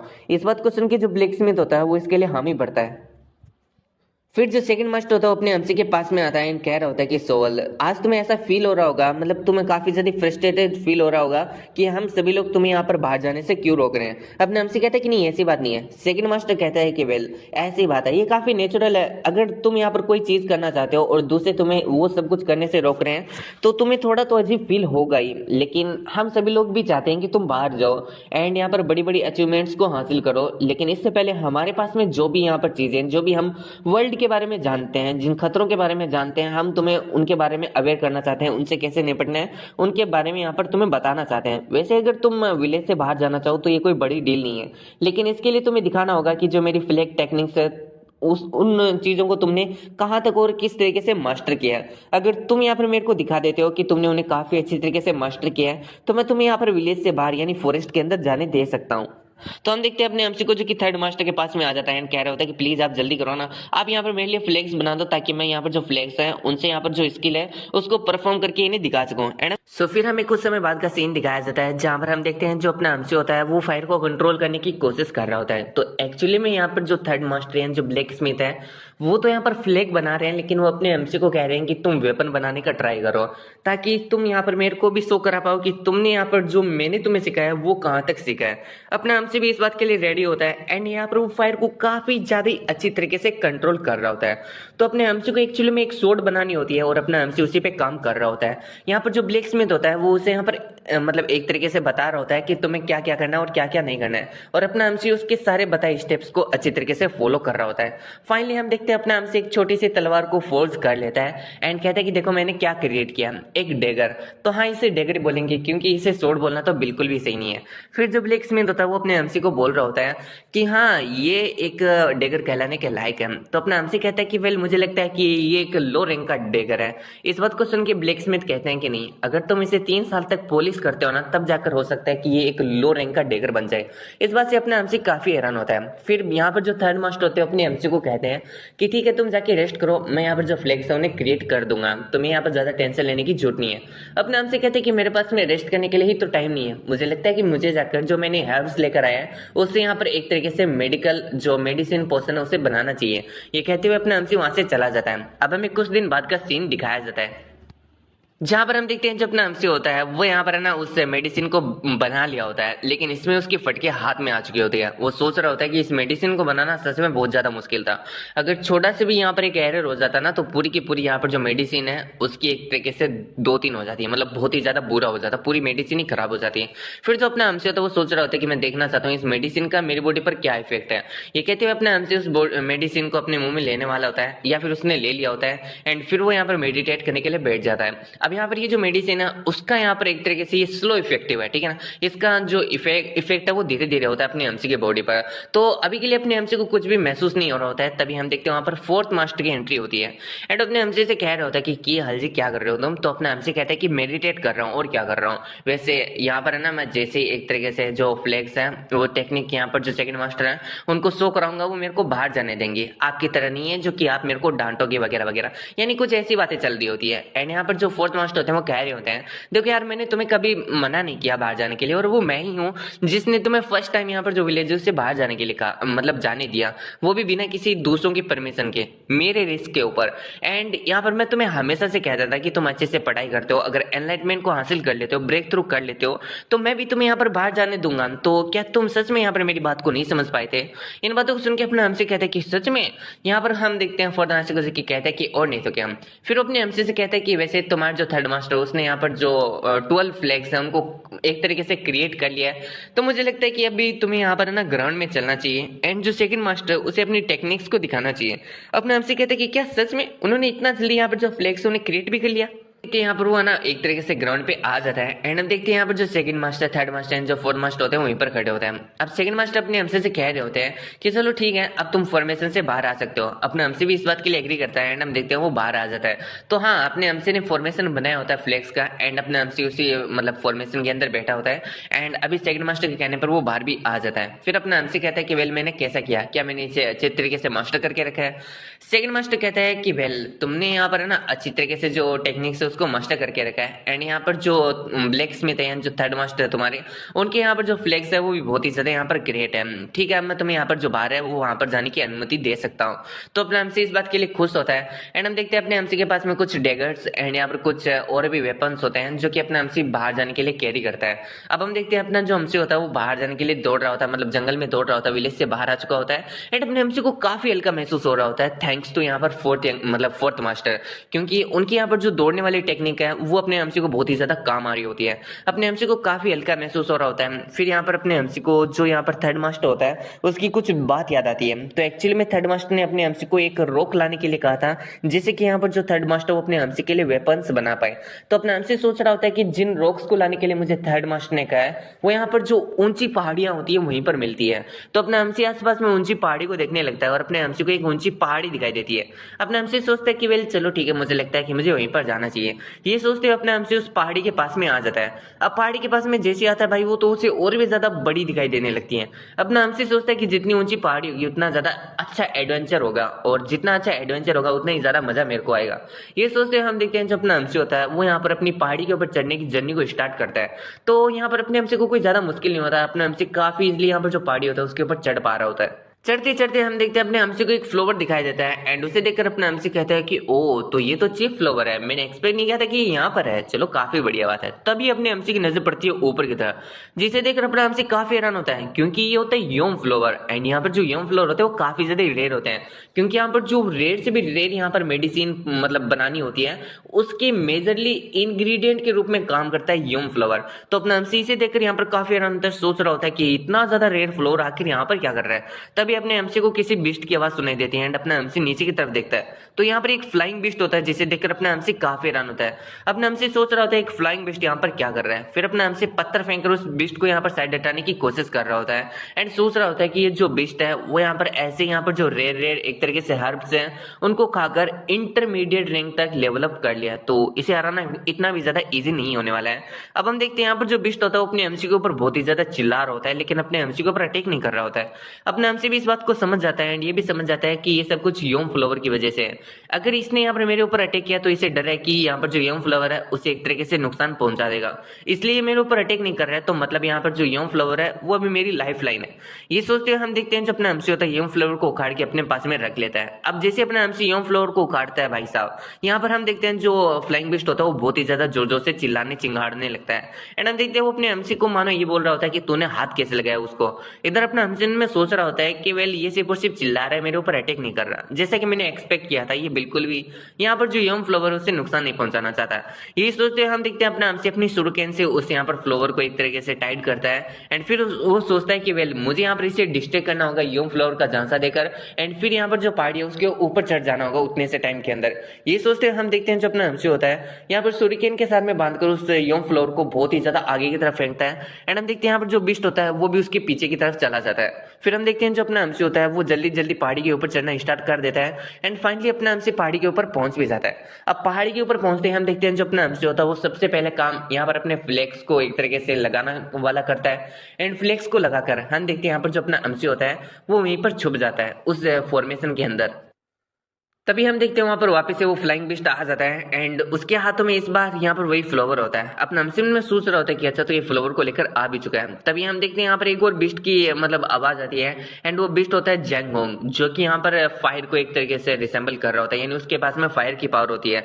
एंड इस चीज को देखकर तो अपने हमसे भी काफी हैरान होता है कि भाई एक जेड होग जिसके पास में फायर की पावर है, पता नहीं आज मैं क्या क्या देख रहा हूँ। एंड हम देखते हैं हम जो जेड होग होता है वो यहाँ पर अपनी फायर का पावर का यूज करते हुए जो यहाँ पर फ्लाइंग बिस्ट होता है उसके ऊपर अटैक कर देता है एंड वहीं पर हम फ्लाइंग बिस्ट को देखते हैं जो कि यहाँ पर अपने विंड पावर का यूज करते हुए जेड हो के ऊपर अटैक कर देती है। बाद में हम देखते हैं दोनों के जो अटैक्स होते हैं वो एक दूसरे के साथ में टकराते हैं, जिससे एक बहुत बड़ा सीन क्रिएट होता है। इधर अपना हमसे में सोच रहा होता है कि अच्छा तो ये होती है इंटरमीडिएट बिस्ट के बीच में होने वाली एक फाइट। यहाँ पर वो सोच रहा होता है कि मैंने इतना एक्सपेक्ट नहीं किया था कि ये इतना ज्यादा डेडली होगा। फिर हम देखते हैं यहाँ पर जो फ्लाइंग बिस्ट होता है वो काफी ज्यादा रफ्तार से यहाँ पर जो अपना जेड होता है उसके ऊपर अटैक कर देता है। अब इस चीज से तो अपना हमसे भी काफी हैरान होता है। हम देखते हैं यहाँ पर जो बिस्ट का पर्सनली अटैक होता है जेड के ऊपर वो सच में काफी खतरनाक होता है। उसका यहाँ पर जो एक तरीके से आफ्टर मैच होता है ना वो इतना ज्यादा खतरनाक होता है कि अपना हमसे उसके प्रभाव से बहुत ही ज्यादा दूर जाके यहाँ पर फेंका जाता है। फिर अपना एमसी जैसे तैसे करके यहाँ पर खड़ा होता है एंड मन में सोच रहा होता है कि अगर मेरे पास में वो यंग फ्लावर नहीं होता ना, यहाँ पर मुझे लगता है कि जो बेस्ट है वो मेरा काम तभी तमाम कर देता। थोड़ी देर बाद में हम देखते हैं अपना एमसी उसी जगह पर आता है जहाँ पर जेडोग और उसकी फाइट हो रही थी। जेडोग को बहुत ही ज्यादा बुरी तरीके से मार दिया गया होता है एंड अपना एमसी में सोच रहा होता है कि ये भी एक इंटरमीडिएट लेवल का बेस्ट था, लेकिन इसे इतना ज्यादा बुरी तरीके से मारना, सच में वो फ्लाइंग बीस्ट बहुत ही ज्यादा खतरनाक है। फिर अपना एमसी उस बीस्ट के पास में जाके उसका कोर निकाल लेता है एंड सोच रहा होता है कि वाह, मेरे को यहाँ पर ना इस बीस्ट का कोर मिल गया, ये सच में काफी अच्छा है। तभी अपना हमसे किसी चीज को देख के काफी हैरान होता है। ये कुछ और नहीं बल्कि यूं फ्लोर होता है जो कि उस बिस्ट के हाथों से यहीं पर रह गया था छूट के। एंड इस चीज को देख के अपना हमसे काफी हैरान होता है। तभी अपने हमसे की नजर पड़ती है आसपास की जगह के ऊपर जहां पर कुछ और नहीं बल्कि वही पत्थर एंड रॉक्स होते हैं जो कि यहाँ पर थर्ड मास्टर ने अपने हमसे को लाने के लिए कहा था। यहाँ पर अपना हमसे में सोच रहा होता है कि यहाँ पर फ्लाइंग बिस्ट के जो फेदर्स हैं वो भी गिरे हुए हैं एंड अगर मैं उनको इकट्ठा करके ले जाता हूँ तो वो भी वेपन बनाने में मेरे काम आएंगे। एंड हम देखते हैं इसकी वजह से अपने हमसे को मतलब बहुत ज्यादा गेन हुआ होता है, यहाँ पर बहुत ही ज्यादा प्रॉफिट हुआ होता है। फिर इन सारी चीजों को इकट्ठा करके अपना एमसी यहाँ पर विलेज के अंदर लेकर आ चुका होता है। तो तुम लोग सोच रहे होगे कि इतनी सारी चीजों को अपना एमसी भला कैसे इकट्ठा करके विलेज के अंदर एक साथ लेकर आ सकता है। तो ऐसे में अपने एमसी के पास में एक पोटली होती है, उसके बारे में बताया जाता है कि वेल ये एक ऐसी पोटली है, तुम स्पेस बैग मान सकते हो इसको, तुम इसके अंदर बहुत ही ज्यादा यहाँ पर है ना सामान इकट्ठा कर सकते हो, जैसे कि हम ऑलरेडी बहुत ही ज्यादा मनवा एंड मानवा के अंदर देख चुके हैं। तो अब हम देखते हैं यहाँ पर जो अपना एमसी होता है वो ऐसे यहाँ पर अपनी जो विलेज से फॉरेस्ट लाइफ होता है उसे कंटिन्यू रखता है। वो सुबह को यहाँ पर विलेज से बाहर निकलता है एंड शाम तक बहुत सारी जो हर्ब्स होता है जो कि उसकी मेडिसिन बनाने में काम आएगा उनको इकट्ठा करता है एंड वापिस से यहाँ पर रात को आ जाता है। ऐसे करते हुए अपने एमसी को काफी टाइम बीत जाता है और खासकर 3 मंथ बीत जाता है। तो अभी हम फोर्थ मास्टर को देखते हैं जो कि अपने एमसी से कहता है कि क्या तुम फाइनली सक्सेस हो चुके हो यहाँ पर जो अपनी मेडिसिन है उसे बनाने में। सेकंड मास्टर भी अपने एमसी से यही सवाल पूछ रहा होता है एंड कह रहा होता है कि वेल तुमने यहाँ पर जो मेडिसिन बनाया है क्या वो एकदम सही है? आई मीन अगर इसमें थोड़ा सा भी गलती हुआ ना तो ये मेडिसिन नहीं बल्कि एक पॉइजन बन जाएगा। अपना हमसे कह रहा होता है टेंशन नको, मैंने यहाँ पर जो मेडिसिन बनाया है वो बहुत ही ज्यादा सोच समझ के और ध्यान से बनाया है। फिर यहाँ पर जो अपना हमसे होता है वो मेडिसिन को देखने लगता है। फोर्थ मास्टर कहता है कि भाई खा ले वरना मैं चुरा के ले जाऊंगा। अपना हमसे इस बात को सुन के यहाँ पर मुस्कुराता है एंड फिर उस मेडिसिन को खा लेता है। तो बेसिकली ये जो मेडिसिन अपने हमसे के यहाँ पर जो गेट है उसको ओपन यानी उसके ब्रेक थ्रू करने के लिए। एंड अपना हमसे जैसे इस मेडिसिन को लेता है अपने हमसे को इन एंड यहाँ पर जो यंग एनर्जी होती है वो दोनों फील होती है। अपने एमसी को ऐसा लग रहा होता है कि भाई उसका जो लेफ्ट साइड है वो तो गर्मी से तप रहा है एंड जो यहाँ पर राइट साइड है वो यहाँ पर ठंड से चिल हो रहा है।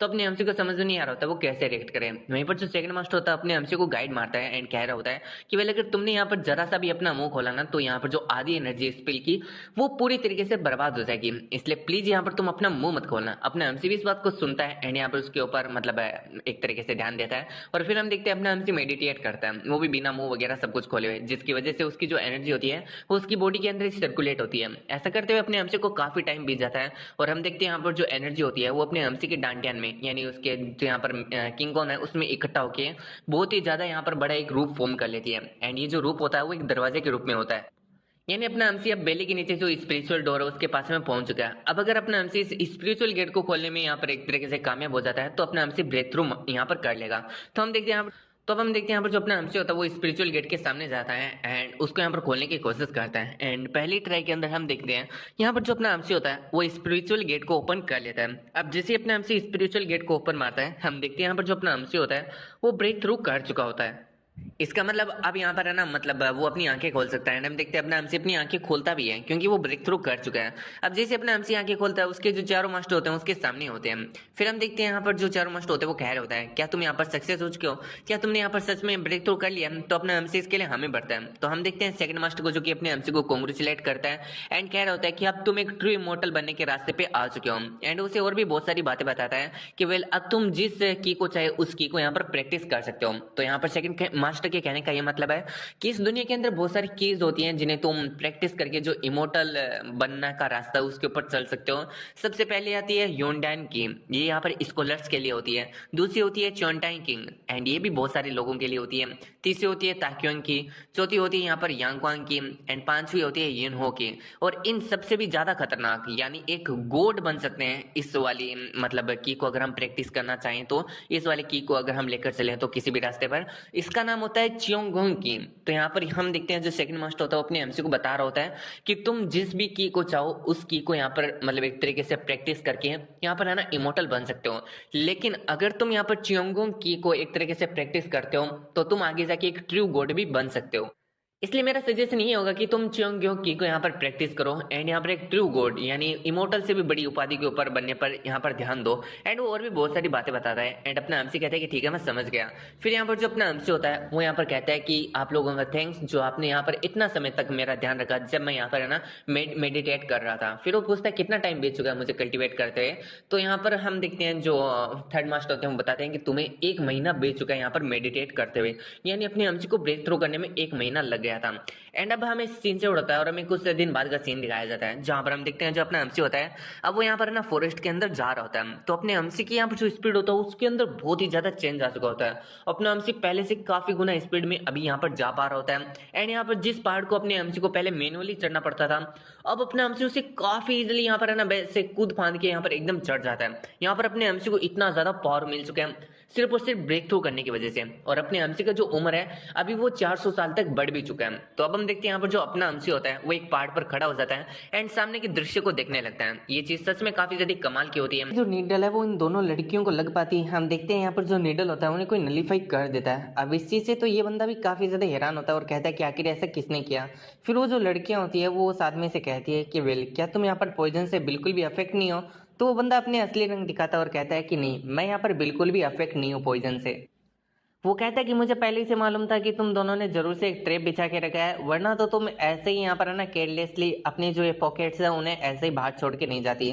और मुझे यहाँ पर इतना ज़्यादा यहाँ पर मतलब पहले पता चल गया था जिसके बारे में तुम सोच भी नहीं सकते हो। और अगर तुम यहाँ पर एक एडवांस लेवल का भी पॉइजन यूज़ करती ना तो उसके लिए भी मैं यहाँ पर प्रिपेयर था। तो यहाँ पर तो तुमने जो पॉइजन यूज़ किया वो तो बहुत ही ज़्यादा लो टायर का है जिसको तो मैं यूं खुद से ही यहाँ पर संभाल सकता हूँ। फिर वो यहाँ पर अपना वेपन निकाल लेता है और कहता है कि इससे पहले कि मैं तुम्हें यहाँ पर जान से मार डालूं यहाँ पर तुम्हें अपने जो घुटने मेरे सामने टेक देने चाहिए। एंड वो यहाँ पर मन में सोच रहा होता है कि इन दोनों लड़कियों के अलावा ऐसा और भी तीसरा बंदा है यहाँ पर जिसने अभी अभी मेरे जो नीडल्स का अटैक है उसे नलीफाई किया था। आखिर वो इंसान है कौन और क्या वो यहाँ पर छुप के बैठा है। अगर वो यहाँ पर छुप के बैठा है तो यहाँ पर मुझे लगता है कि मुझे थोड़ी प्रॉब्लम हो सकती है। वो यहाँ पर पीछे से अटैक कर सकता है। फिर हम देखते हैं दोनों लड़कियों में से जो बड़ी लड़की होती है वो यहाँ पर कहती है कि सीनियर मुझे पता है कि आपने हमारी मदद की है एंड ये सच में काफ़ी ज़्यादा अच्छी बात है। अगर मैं आपसे वापस से मदद करने के लिए पूछूं तो इसमें मेरे को काफ़ी ज़्यादा शर्म महसूस हो रही है लेकिन प्लीज़ आप मेरी एक बार और मदद कर दीजिए इस इंसान को मारने में। अगर आप ऐसा करते हो तो आप जो भी चाहेंगे मैं आपको यहाँ पर देने के लिए तैयार हूँ। अब इस बात को सुन के हम उस बंदे को देखते हैं। इसका नाम जी जिगांग होता है एंड जिगांग उन दोनों लड़कियों से कहता है कि लो भाई इधर मैं सोच रहा था कि वो तुम्हारा कोई साथी है जो कि छुप के मेरे ऊपर अटैक करने की कोशिश कर रहा है लेकिन वो तो महज को यहाँ से गुजरने वाला इंसान है। फिर वो चिल्लाकर कहता है कि इन लड़कियों की बात मत सुनो। अगर तुम मेरी मदद करते हो तो मैं तुम्हें अच्छे एडवाइस मतलब एक तरीके से अच्छे जो रिवॉर्ड्स है वो दे सकता हूँ और भी बहुत सारी चीजें दे सकता हूँ जो कि तुम मुझसे यहाँ पर चाहते हो। इवन मैं यहाँ पर खुद के जो टूल्स है वो भी तुम्हें दे सकता हूँ। तो प्लीज यहाँ पर इन लड़कियों की मदद ना करके तुम यहाँ पर मेरी मदद करो।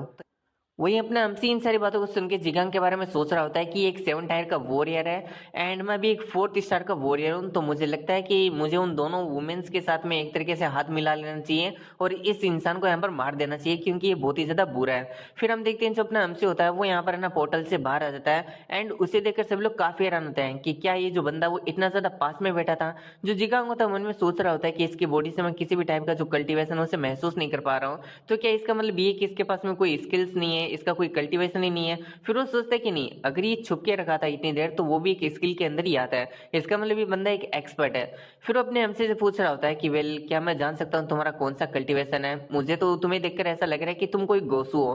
गोसू मतलब मार्शल आर्ट के अंदर बहुत ही ज्यादा अच्छा इंसान, बहुत ही ज्यादा टैलेंटेड। एंड फिर वो यहाँ पर अपने हमसे से उसकी आइडेंटिटी के बारे में पूछने लगता है कि तुम कौन हो और तुम्हारा कल्टीवेशन क्या है। तो यहाँ पर अपने हमसे में सोच रहा होता है कि वेल अभी के लिए मैं यहाँ पर है ना इस बंदे को अपना एक तरीके से जो मतलब रियल कल्टीवेशन है वो यहाँ पर एक्सप्लेन नहीं कर सकता हूँ, यानी बता नहीं सकता हूँ। मैं चाहता हूँ कि ये मेरे सामने गार्ड को डाउन कर दे, इसलिए मुझे इसे अपना गलत कल्टीवेशन बताना होगा।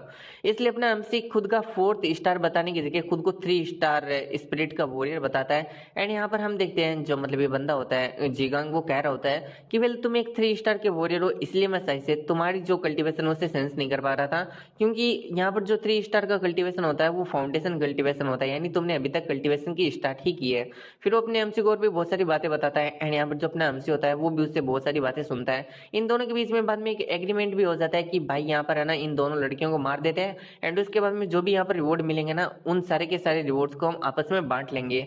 तो अपना एमसी भी इस बात के लिए यहाँ पर एग्री करता है। फिर जीगांग अपने हमसे से पूछता है कि छुपने के अलावा तुम्हारे पास में और क्या है? तो अपना हमसे बताता है कि उसके पास में कुछ स्किल्स के अलावा यहाँ पर बहुत सारे इक्विपमेंट्स हैं जो कि उसके पेरेंट्स ने दिए हैं, मतलब अपने हमसे के मास्टर ने दिए हैं। लेकिन ये बात अपना हमसे जीगांग को नहीं बता रहा। जीगांग मन में सोच रहा होता है कि इस बंदे के पास में तो बहुत सारे इक्विपमेंट्स हैं, मुझे लगता है कि इन लड़कियों को मारने के बाद में मैं इस बंदे को मार के इसके जो इक्विपमेंट्स है उन्हें भी ले लूंगा। फिर वो अपने हमसे से कहता है कि चलो ठीक है, हाथ मिलाते हैं और इन दोनों को मारते हैं। अपना हमसे कहता है कि ठीक है, समझ गया। यहाँ पर हम देखते हैं जो बड़ी वाली बहन होती है वो कहती है कि मैं कहना तो नहीं चाहूंगी, लेकिन मुझे लगता है कि आजकल जितने भी जो मर्द होते हैं वो पूरे के पूरे सेम ही होते हैं। फिर हम देखते हैं वो अटैक करती है एंड यहाँ पर हम देखते हैं जो जिगांग होता है उसके अटैक को काफी इजिली नलीफाई कर देता है। एंड हम देखते हैं उसका जो अटैक होता है वो सीधा जाके उस बड़ी बहन को लगता है, जिसकी वजह से वो काफी ज्यादा पीछे की तरफ पुश हो जाती है। छोटी बहन उसके लिए काफी ज्यादा वरीड होती है एंड वो यहाँ पर बड़ी बहन से कहती है कि तुम ठीक हो? तो बड़ी बहन कहती है कि हाँ, तुम्हें ज्यादा टेंशन लेने की जरूरत नहीं है, मैं पूरी तरीके से ठीक हूँ। जिगांग को देखते हैं जो कि उन दोनों का मजाक उड़ाने लगता है और कहता है कि आखिर तुम ऐसी स्किल से यहाँ पर क्या मेरे को मारने की कोशिश कर रही हो? मुझे नहीं लगता कि तुम ऐसा कुछ भी कर सकती हो। फिर वो कहता है कि वेल, अब यहाँ पर तुम मेरे जो वेपन है उसका स्वाद चखने वाली हो। एंड इतना कहते हुए हम देखते हैं वो वापिस अटैक कर देता है। वहीं पर जो बड़ी सिस्टर होती है वो भी यहाँ पर अपने स्वॉर्ड ब्लॉक का यूज करती है एंड उसके अटैक को यहाँ पर रोकने के लिए एक शील्ड को क्रिएट कर लेती है। अब यहाँ पर जो छोटी बहन होती है वो मन में ये सोच रही होती है कि मुझे देखने से ऐसा लग रहा है कि जो जिगांग है वो अपनी पूरी पावर का यूज नहीं कर रहा है। एंड फिर वो अपनी बड़ी सिस्टर से कहती है कि वेल, अगर हम लोग यहाँ पर है ना, मतलब एक ओपनिंग को क्रिएट कर लें तो मुझे लगता है कि हम लोग यहाँ पर जो जिगांग है उसे मार डालेंगे। फिर यहाँ पर जो छोटी बहन होती है वो सोच रही होती है कि वेल, अगर हम यहाँ पर जिगांग को मार भी देते हैं तो उसके बाद में हमारे अंदर इतनी ज्यादा एनर्जी नहीं बचेगी कि हम इस नए एक्सपर्ट को मार सकेंगे। तो अब हम देखते हैं ऐसा ही चल रहा होता है एंड यहाँ पर जो छोटी सिस्टर होती है वो जिगांग को यहाँ पर डिस्ट्रैक्ट करने का एक तरीके से काम करती है, ताकि यहाँ पर जो बड़ी सिस्टर है वो एक ओपनिंग का सहारा लेकर जो जिगांग को उसे खत्म कर सके। अब हम देखते हैं ऐसा ही होता है, यहाँ पर जो बड़ी सिस्टर होती है वो जिगांग के ऊपर एक काफी ज्यादा खतरनाक अटैक कर देती है ओपनिंग को देखकर। लेकिन हम देखते हैं उसे कोई बचा लेता है और वो कोई और नहीं बल्कि अपना अमसी होता है।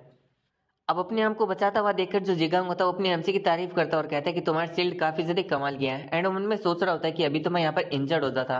फिर वो काफी ज्यादा गुस्से में आ जाता है एंड कह रहा होता है कि अभी तक मैं तुम लोगों के साथ में मजाक कर रहा था, लेकिन मुझे लगता है कि तुम लोगों को मरने की कुछ ज्यादा ही जल्दी है। एंड इतना कहते हुए हम देखते हैं वो आगे की तरफ आता है एंड अपना वेपन सामने की तरफ करते हुए यहाँ पर किसी खतरनाक अटैक को यहाँ पर एक तरीके से फॉर्म करता है एंड उसे उन सिस्टर की तरफ चला देता है। वहीं पर जो अपना एमसी होता है वो भी एक अटैक कर देता है उन दोनों सिस्टर की तरफ। यहाँ पर हम देखते हैं जो बड़ी सिस्टर होती है वो यहाँ पर छोटी सिस्टर से खुद को पीछे रहने के लिए बोलती है एंड वापिस से शॉर्ट ब्लॉक का यूज करके एक शील्ड को क्रिएट कर लेती है, जिसकी वजह से वो जिगांग के अटैक को रोक लेती है। लेकिन हम जिगांग को देखते हैं जो कि यहाँ पर बहुत सारे जो एनर्जी अटैक होते हैं उन्हें यहाँ पर फॉर्म करता है एंड उन्हें यहाँ पर उस शील्ड की तरफ भेज देता है, जिसकी वजह से हम देखते हैं जो शील्ड होती है वो पूरी तरीके से वहीं पर टूट जाती है।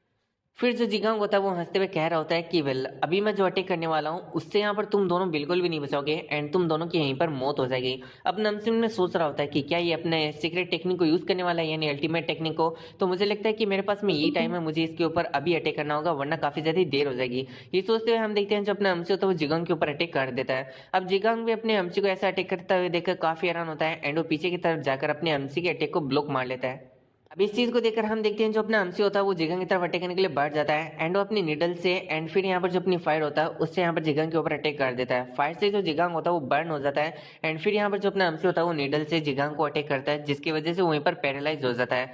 यहाँ पर जो जिगांग होता है उसे कुछ भी समझ में नहीं आ रहा होता है। वहीं पर जो दोनों बहनें होती हैं वो भी काफी ज्यादा सरप्राइज हो चुकी होती है। अब यहाँ पर जो जिगांग होता है वो अपने अमसी को गालियां निकाल रहा होता है। वहीं पर जो अपना अमसी होता है उसे कह रहा होता है कि मुझे अच्छी तरीके से मालूम है कि इन दोनों लड़कियों को मारने के बाद में तुम मुझे मार के मेरे इक्विपमेंट्स को लेने की सोच रहे थे। तुम बहुत ही ज्यादा लालची हो और तुम्हारा जो लालच है वही आज तुम्हारा अंत बनने वाला है। और इतना कहते हुए हम देखते हैं जो अपना हमसे होता है उसका सर धड़ से अलग कर देता है। सो इसके बाद में हम देखते हैं जो दोनों सिस्टर होती है वो अपने हमसे को थैंक्स बोलती हैं एंड माफी भी मांगती है कि हमने आपके ऊपर अटैक किया और आपको गलत समझा। तो अपने हमसे कहते हैं कि नहीं, ये कोई बड़ी बात नहीं है, वैसे मैंने भी तो तुम लोगों के ऊपर अटैक किया था, तो मैं भी तुम लोगों से यहाँ पर माफी मांगता हूँ। फिर जो बड़ी सिस्टर होती है वो अपने हमसे से कह रही होती है कि वेल, आप हमसे यहाँ पर माफी मत मांगिए, आप हमारे सेवियर है एंड वो खुद को इंट्रोड्यूस कराती है। बड़ी सिस्टर का नाम योंग होता है एंड छोटी सिस्टर का नाम यूनी होता है। तो यहाँ पर हम अपने हमसे को देखते हैं जो कि खुद को इंट्रोड्यूस कराता है। फिर ये दोनों मिलके यहाँ पर जो जिगांग है उनके जितने भी इक्विपमेंट्स हैं उन्हें एक दूसरे के साथ में बांट लेते हैं। जो बड़ी सिस्टर होती है यानी ये जो दोनों सिस्टर होती है उनके पास में आता है मार्बल मैजिकल टूल, जिसकी वजह से जिगांग ने लगभग इन्हें हरा ही दिया था। और अपने एमसी के पास में आता है मिरर मैजिक टूल। अब इससे क्या होता है मेरे को नहीं पता। फिर यहाँ पर जो अपना एमसी होता है इन दोनों लड़कियों के घर पर जाता है एंड यहाँ पर ये जो दोनों सिस्टर होती है वो अपने एमसी को बहुत सारी हर्ब्स देती है, क्योंकि अपने एमसी को हर्ब्स की बहुत ही ज्यादा जरूरत होती है। एंड इन दोनों सिस्टर के पास में हर्ब्स का एक स्टोर होता है, लेकिन अपने एमसी को एक हर्ब्स यहाँ पर नहीं मिली होती है जिसका नाम होता है योमो लीजिक। अब इसका नाम काफ़ी ज़्यादा अजीब है, इसलिए हम इसको योल्जिक बोलने वाले हैं। तो यहाँ पर जो बड़ी सिस्टर होती है वो बता रही होती है कि यहाँ पर ये वाली जो हर्ब हमारे पास में नहीं है, हमें माफ़ कीजिए। अपने हमसे कहते हैं कि नहीं, तुमने यहाँ पर जो भी मुझे हर्ब्स दिए है वो भी मेरे लिए बहुत ही ज़्यादा बड़ी बात है। अब यहाँ पर जो बड़ी सिस्टर होती है वो कहती है कि वैसे क्या मैं आपसे कुछ पूछ सकती हूँ? अपने हमसे कहता है कि हाँ, पूछ सकते हो। तो बड़ी सिस्टर पूछते हैं कि आखिर आप इन सारी यहाँ पर जो रेयर हर्ब्स है उनका क्या करने वाले हो? तो अपने हमसे कहता है कि वेल मैं एक मेडिसिन बनाने वाला हूँ। हाँ, वो तुम्हारे बिल्कुल भी काम नहीं आएगी। इवन यहाँ पर मुझे भी नहीं पता कि मुझे फोर्थ मास्टर ने ये सब कुछ करने के लिए क्यों कहा है, क्योंकि उस मेडिसिन से सिर्फ और सिर्फ हमारी जो स्किन है वही जवान बनी रहती है और इसके अलावा उसका कोई ज्यादा फायदा नहीं है। जैसे अपना हमसे ये वाली बात बोलता है, हम देखते हैं जो दोनों सिस्टर होती है वो काफी ज्यादा हैरान हो जाती है। अब यहाँ पर जो बड़ी सिस्टर होती है वो अपने एमसी को अप्रिशिएट करती है एंड कहते हैं कि काश हमारे पास में भी कोई मेथड होता है यहाँ पर है ना एक तरीके से मेडिसिन बनाने का। हमारे पास में कोई मेथड नहीं है, इसी की वजह से हमें बहुत ही ज्यादा ह्यूमिलेट किया जाता है। फिर वो और भी बहुत सारी बातें करने लगते हैं एंड यहाँ पर जो अपना एमसी होता है उन लोगों की यहाँ पर ब्यूटी की तारीफ करता है। यहाँ पर हम बड़ी सिस्टर को भी देखते हैं जो कि अपने एमसी से कहती है कि वैसे हम लड़कियों के लिए जो हमारी स्किन है वो बहुत ही ज्यादा मायने रखती है, हमारी पावर से भी ज्यादा। तो क्या आप हमारे साथ में ट्रेड करना पसंद करेंगे? तो फिर हमारा सीन स्टार्ट होता है और हमें अपने एमसी को दिखाया जाता है जो कि उनके घर से बाहर निकल चुका होता है। रास्ते में चलते हुए अपना हमसे उन दोनों लड़कियों के बारे में सोच रहा होता है कि अच्छा, तो वो मुझसे ट्रेड करना चाहती है, तो क्या ये सही रहेगा या फिर गलत रहेगा? वैसे उन्होंने बताया कि वो यूलजिक मेडिसिन के बारे में जानते हैं कि आखिर वो जो हर्ब्स है वो कहाँ पर मिलेगी। एंड उन्होंने बताया कि उस हर्ब्स को यहाँ पर एक बहुत बड़ी स्पाइडर बीस्ट प्रोटेक्ट कर रही है। तो आखिर मुझे क्या करना चाहिए? क्या मुझे उन दोनों की मदद लेनी चाहिए उस लोकेशन को ढूंढने के लिए एंड उस हर्ब्स को उस स्पाइडर के नीचे से, मतलब नाक के नीचे से लेने के लिए? क्या मुझे ये जो ट्रेड है उन लोगों के साथ में कर लेनी चाहिए? अब ना हमसे ऐसा सब कुछ सोच ही रहा होता है, फिर हम देखते हैं यहाँ पर जो अपना हमसे होता है वो विलेज में आ जाता है। विलेज के आने के अंदर बाद में वो सीधा जाकर यहाँ पर जो सेकंड मास्टर होता है उससे मिलता है एंड यहाँ पर उसे सारी बात बता देता है। लेकिन ये नहीं बताता कि वो बाहर इंसानों से मिला है, ये बताता है कि वो यहाँ पर बाहर हर्ब्स ढूंढने के लिए गया था एंड उसने लगभग सारे हर्ब्स को ढूंढ लिया है, सिर्फ यूलजी के हर्ब्स को ढूंढकर। लेकिन उसकी लोकेशन भी उसे पता चल चुकी है, उसे एक बहुत बड़ी स्पाइडर बीस्ट प्रोटेक्ट कर रही है एंड इसलिए वो उसे लेकर नहीं आया बल्कि यहाँ पर वापस ऐसे ही आ गया। तो अब सेकंड मास्टर जैसे ये वाली बात सुनता है, यहाँ पर वो अपने हमसे को यहाँ पर बताने लगता है कि ये काफी अच्छी बात है कि यहाँ पर है ना उस एक तरीके से हर्ब को स्पाइडर बीस्ट ही प्रोटेक्ट कर रही है। इवन यहाँ पर है ना इससे भी बहुत बड़े जो मॉन्स्टर है वो यहाँ पर है ना मतलब ऐसी हर्ब्स को प्रोटेक्ट करते हैं जैसे कि डेमन बीस्ट। अभी तक की सीरीज के अंदर हमें सिर्फ एक ही डेमन बीस्ट देखने के लिए मिला है एंड वो कोई और नहीं बल्कि वो ईगल था। तो फिर यहाँ पर जो सेकंड मास्टर होते हैं वो अपने हमसे से कहते हैं कि वेल अगर तुम उस बड़ी स्पाइडर से फाइट करने के लिए जाओगे तो उसके जो वेब्स है वो तुम्हारे लिए प्रॉब्लम बन सकते हैं, इसलिए मैं तुम्हें एक एंटीडोट बना के दे दूंगा जिसकी वजह से यहाँ पर जो वेब्स है वो तुम्हारा कुछ भी नहीं बिगाड़ पाएंगे। तो अपना हमसे कहता है कि अच्छा ऐसी बात है, थैंक्स। एंड इतना कहने के बाद में अपने एमसी सेकंड मास्टर के रूम से बाहर निकल जाता है। तो थोड़ा अपने एमसी को बुरा फील हो रहा होता है कि अपने एमसी ने यहाँ पर है ना सेकंड मास्टर को बुरा बोला। फिर वो सोचता है कि चलो मैं फोर्थ मास्टर को बता दूंगा जो भी सारी बात है वो सारी की सारी। अब हम देखते हैं हमारा सीन शुरू होता है और फोर्थ मास्टर यहाँ पर अपने एमसी के सामने बैठा होता है। तो अपने एमसी से सारी बात बता देता है कि भाई वो 3 बंदों से मिला, ये हुआ वो हुआ ये हुआ। तो यहाँ पर फोर्थ मास्टर कहता है कि अच्छा ऐसी बात है, वैसे तुमने जिसको मारा क्या वो बुरा इंसान था? अपने एमसी कहता है कि हाँ वो बुरा इंसान था, वो तो मेरे को भी मारने की सोच रहा था। फोर्थ मास्टर कहते हैं कि तब तुमने ठीक किया, ऐसे यहाँ पर मौके के ऊपर बिल्कुल भी हेजिटेट नहीं करना चाहिए जब सामने वाला तुम्हें मारने की कोशिश कर रहा हो। तो अपना हमसे कहते हैं कि अच्छा ऐसी बात है। फिर यहाँ पर जो अपना हमसे होता है वो बता भी देता है कि वो जो 2 लड़कियों की जान मैंने बचाई थी वो मेरे साथ में ट्रेड करना चाहती है। तो अब फोर्थ मास्टर कहता है कि अच्छा ऐसी बात है, तो तुम उनके साथ में ट्रेड करना चाहते हो या फिर नहीं करना चाहते हो? अपने हमसे कहते हैं कि वेल मेरे को तो वो अच्छे इंसान ही लगे तो मुझे तो लगता है कि करना चाहिए। अब आप बताओ कि मुझे करना चाहिए फिर नहीं करना चाहिए? फोर्थ मास्टर हंसते हुए कहते हैं कि तू मुझसे क्यों पूछ रहा है, तूने ऑलरेडी यहाँ पर डिसाइड कर लिया कि तू उनके साथ में ट्रेड करेगा। भले ही मैंने तुम्हें कहा था कि तुम्हें यहाँ पर जो वुमेन्स है उनसे केयरफुल रहने की जरूरत है, लेकिन देखो तो सही तुम तो उन्हीं के साथ में ट्रेड करके आ चुके हो। अब यहाँ पर अपने हमसे भी कुछ नहीं बोल सकता होता है एंड वो कह रहा होता है कि जो होना था वो तो हो गया। फिर जो फोर्थ मास्टर होता है वो कहता है कि देखो यहाँ पर मैं ऐसा नहीं कहता कि सारी वुमेन ही बहुत ही ज्यादा बेकार होती है, मैं बस इतना कह रहा हूँ कि हाँ तुम अगर उनके साथ में ट्रेड कर रहे हो, उनके साथ में दोस्ती कर रहे हो, तो यहाँ पर अपने गार्ड्स को डाउन मत करना, वो कभी भी तुम्हारे पीठ के ऊपर खंजर घोंप सकती है। अपने हमसे कहते हैं कि नहीं वो अच्छे इंसान ही दिख रहे थे। तो फोर्थ मास्टर कहता है कि अच्छे एक टाइम पर सभी लोग होते हैं, लेकिन लालच कुछ ऐसी चीजें और कुछ और भी यहाँ पर इमोशंस होते हैं जो कि लोगों को बुरा होने पर मजबूर कर देते हैं। इसलिए मेरी बात को अच्छी तरीके से समझो एंड यहाँ पर अपने गार्ड्स को कभी डाउन मत करना। तो अपना एमसी इस बात के लिए एग्री करता है एंड फिर हम देखते हैं अगले दिन का सीन जहां पर वो दोनों सिस्टर एंड अपना एमसी वहां पर आ चुके होते हैं। तो यहाँ पर जो अपना एमसी होता है उन दोनों सिस्टर से कहता है कि तुम अपने वेपन्स के ऊपर ये वाला जो एंटीडोट है उसे लगा लो, इससे ये होगा कि जो सामने वाले स्पाइडर के वेब है तुम उन्हें इजिली कट कर पाओगे। तो ये बात जैसी वो दोनों सिस्टर सुनते हैं वो यहाँ पर अप्लाई करना स्टार्ट कर देते हैं उस एंटीडोट को एंड अपने हमसे से कहते हैं कि आपने इतना कुछ कर लिया, वो भी इतने कम समय में। आप सच में बहुत ही ज़्यादा तारीफ़ के लायक हो। एंड फिर हम देखते हैं यहाँ पर जो अपना एमसी होता है, उन दोनों से और भी बातें करने लगता है एंड वो लोग आगे चलने लगते हैं। एंड यहाँ पर हम देखते हैं जो बड़ी सिस्टर होती है, वो अपने एमसी को देखकर ये सोच रही होती है कि मैं यहाँ पर इतनी हाई लेवल के मार्शल आर्टिस्ट हूँ, लेकिन फिर मैं इन्हें देखकर नहीं बता पा रही हूँ कि आखिर ये जो मार्शल आर्टिस्ट है, वो कितने लेवल तक पहुँच चुका है, यानी इनका लेवल क्या है। अब हम देखते हैं जैसे अपना एमसी आगे जाता है, यहाँ पर जो अपना एमसी होता है, उसे कुछ अजीब-सी चीज़ें महसूस होने लगती है। एंड हम देखते हैं वो जैसे आगे देखता है, उसे वहाँ पर यूलजिक मेडिसिन दिखाई दे जाती है। एंड इस चीज़ को देखकर अपना एमसी कहते हैं कि देखो वो रही यूलजिक हर्ब्स। फिर वो कहते हैं कि तुमने कहा था कि यहाँ पर एक स्पाइडर बीस्ट है, तो आखिर वो है कहाँ पर? यहाँ पर जो अपना एमसी होता है मन में सोच रहा होता है कि यूलजिक हर्ब्स तो मेरे सामने ही पड़ी है, तो आखिर वो जो स्पाइडर वो कहाँ पर गई होगी? क्या ऐसा हो सकता है कि वो अभी इसे और ज़्यादा प्रोटेक्ट नहीं कर रही है एंड यहाँ से चली गई है? लेकिन फिर उसे एहसास होता है कि उसके ऊपर कोई तो है। एंड जब वो ऊपर की तरफ देखता है, तो हम देखते हैं वहाँ पर एक काफ़ी बड़ी स्पाइडर मॉन्स्टर होती है। एंड वो जो स्पाइडर मॉन्स्टर होती है, वो यहाँ पर अपने वेब से उन दोनों सिस्टर एंड यहाँ पर अपने एमसी के ऊपर अटैक कर देती है। तो हम देखते हैं जो बड़ी सिस्टर होती है, उन अटैक्स को पूरी तरीके से नलिफाई कर देती है। एंड अपने हमसे से कहती है कि हम दोनों सिस्टर मिलके इसका ध्यान यहाँ पर डिस्ट्रैक्ट कर रहे हैं, आप जाओ एंड आप जो हर्ब से उसे उठा लो। तो अपना हमसे भी इस बात के लिए एग्री करता है एंड उस हर्ब की तरफ भाग जाता है। फिर हम देखते हैं जो दोनों सिस्टर होती है, वो उस स्पाइडर का सामना करने लगती है। एंड हम देखते हैं जो स्पाइडर होता है, वो बार बार यहाँ पर उन दोनों सिस्टर के ऊपर अटैक किया जा रहा होता है। फर्स्ट यहाँ पर जो बड़ी सिस्टर होती है, वो उसके ऊपर अटैक करती है एंड सेकंड वो यहाँ पर अपनी छोटी सिस्टर यूनी को अटैक करने का यहाँ पर ऑर्डर देती है। एंड हम देखते हैं इशारा मिलते ही जो यूनी होती है, वो भी अपना अटैक कर देती है। ये अटैक उसका अल्टीमेट अटैक होता है। इसके अंदर बहुत सारी जो बटरफ्लाइज होती है, वो जाकर यहाँ पर स्पाइडर को घेर लेती है।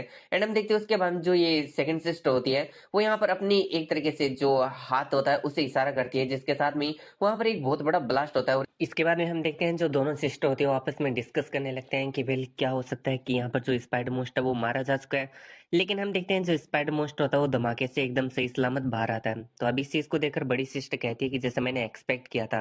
फिर हम देखते हैं जो छोटी सिस्टर होती है वो वापिस से उसके ऊपर अटैक करती है, जिसकी वजह से वहां पर एक और बहुत बड़ा धमाका होता है। लेकिन हम देखते हैं इससे भी मोस्ट को कुछ नहीं हुआ होता है। बड़ी सिस्टर कहती है कि आखिर इसकी स्किन कितनी ज्यादा मोटी है। फिर हम देखते हैं जो स्पाइडर मोस्ट होता है वो यहाँ पर अपने एक अटैक को तैयार करता है एंड इन दोनों सिस्टर की तरफ कर देता है। ये एक आइस अटैक होता है जो कि बहुत ही ज्यादा चिल होता है। अब इस अटैक को हम देखते हैं दोनों सिस्टर डोज कर लेते हैं, तभी हम देखते हैं वहाँ पर अपने एमसी की एंट्री होती है। तो बेसिकली यहाँ पर जो अपना एमसी वो यूएलजी हब लाने के लिए नहीं गया था, बल्कि वो वहाँ पर कुछ ट्रैप्स को सेटअप करने के लिए गया था। एंड अभी वो ट्रैप सेटअप कर चुका है, इसलिए वो यहाँ पर मोस्टर को डिस्ट्रैक्ट करके उस ट्रैप की तरफ ले जाने की बात कहता है इन दोनों सिस्टर से। फिर हम देखते हैं यहाँ पर जो अपना एमसी होता है, वो यहाँ पर अपनी सोर्ड को लेकर सबसे पहले मोस्टर की बॉडी के ऊपर डायरेक्ट चार्ज कर देता है। एंड वहाँ पर जाकर वो अपनी जो सोर्ड होता है उसे यहाँ पर उस मोस्टर की बॉडी के आर पार करने की कोशिश करता है। लेकिन यहाँ पर जो मोस्टर होता है उसकी बॉडी काफी थिक होती है, जिसकी वजह से उसकी सोर्ड यहाँ पर उसके आर पार जा ही नहीं पा रही होती है।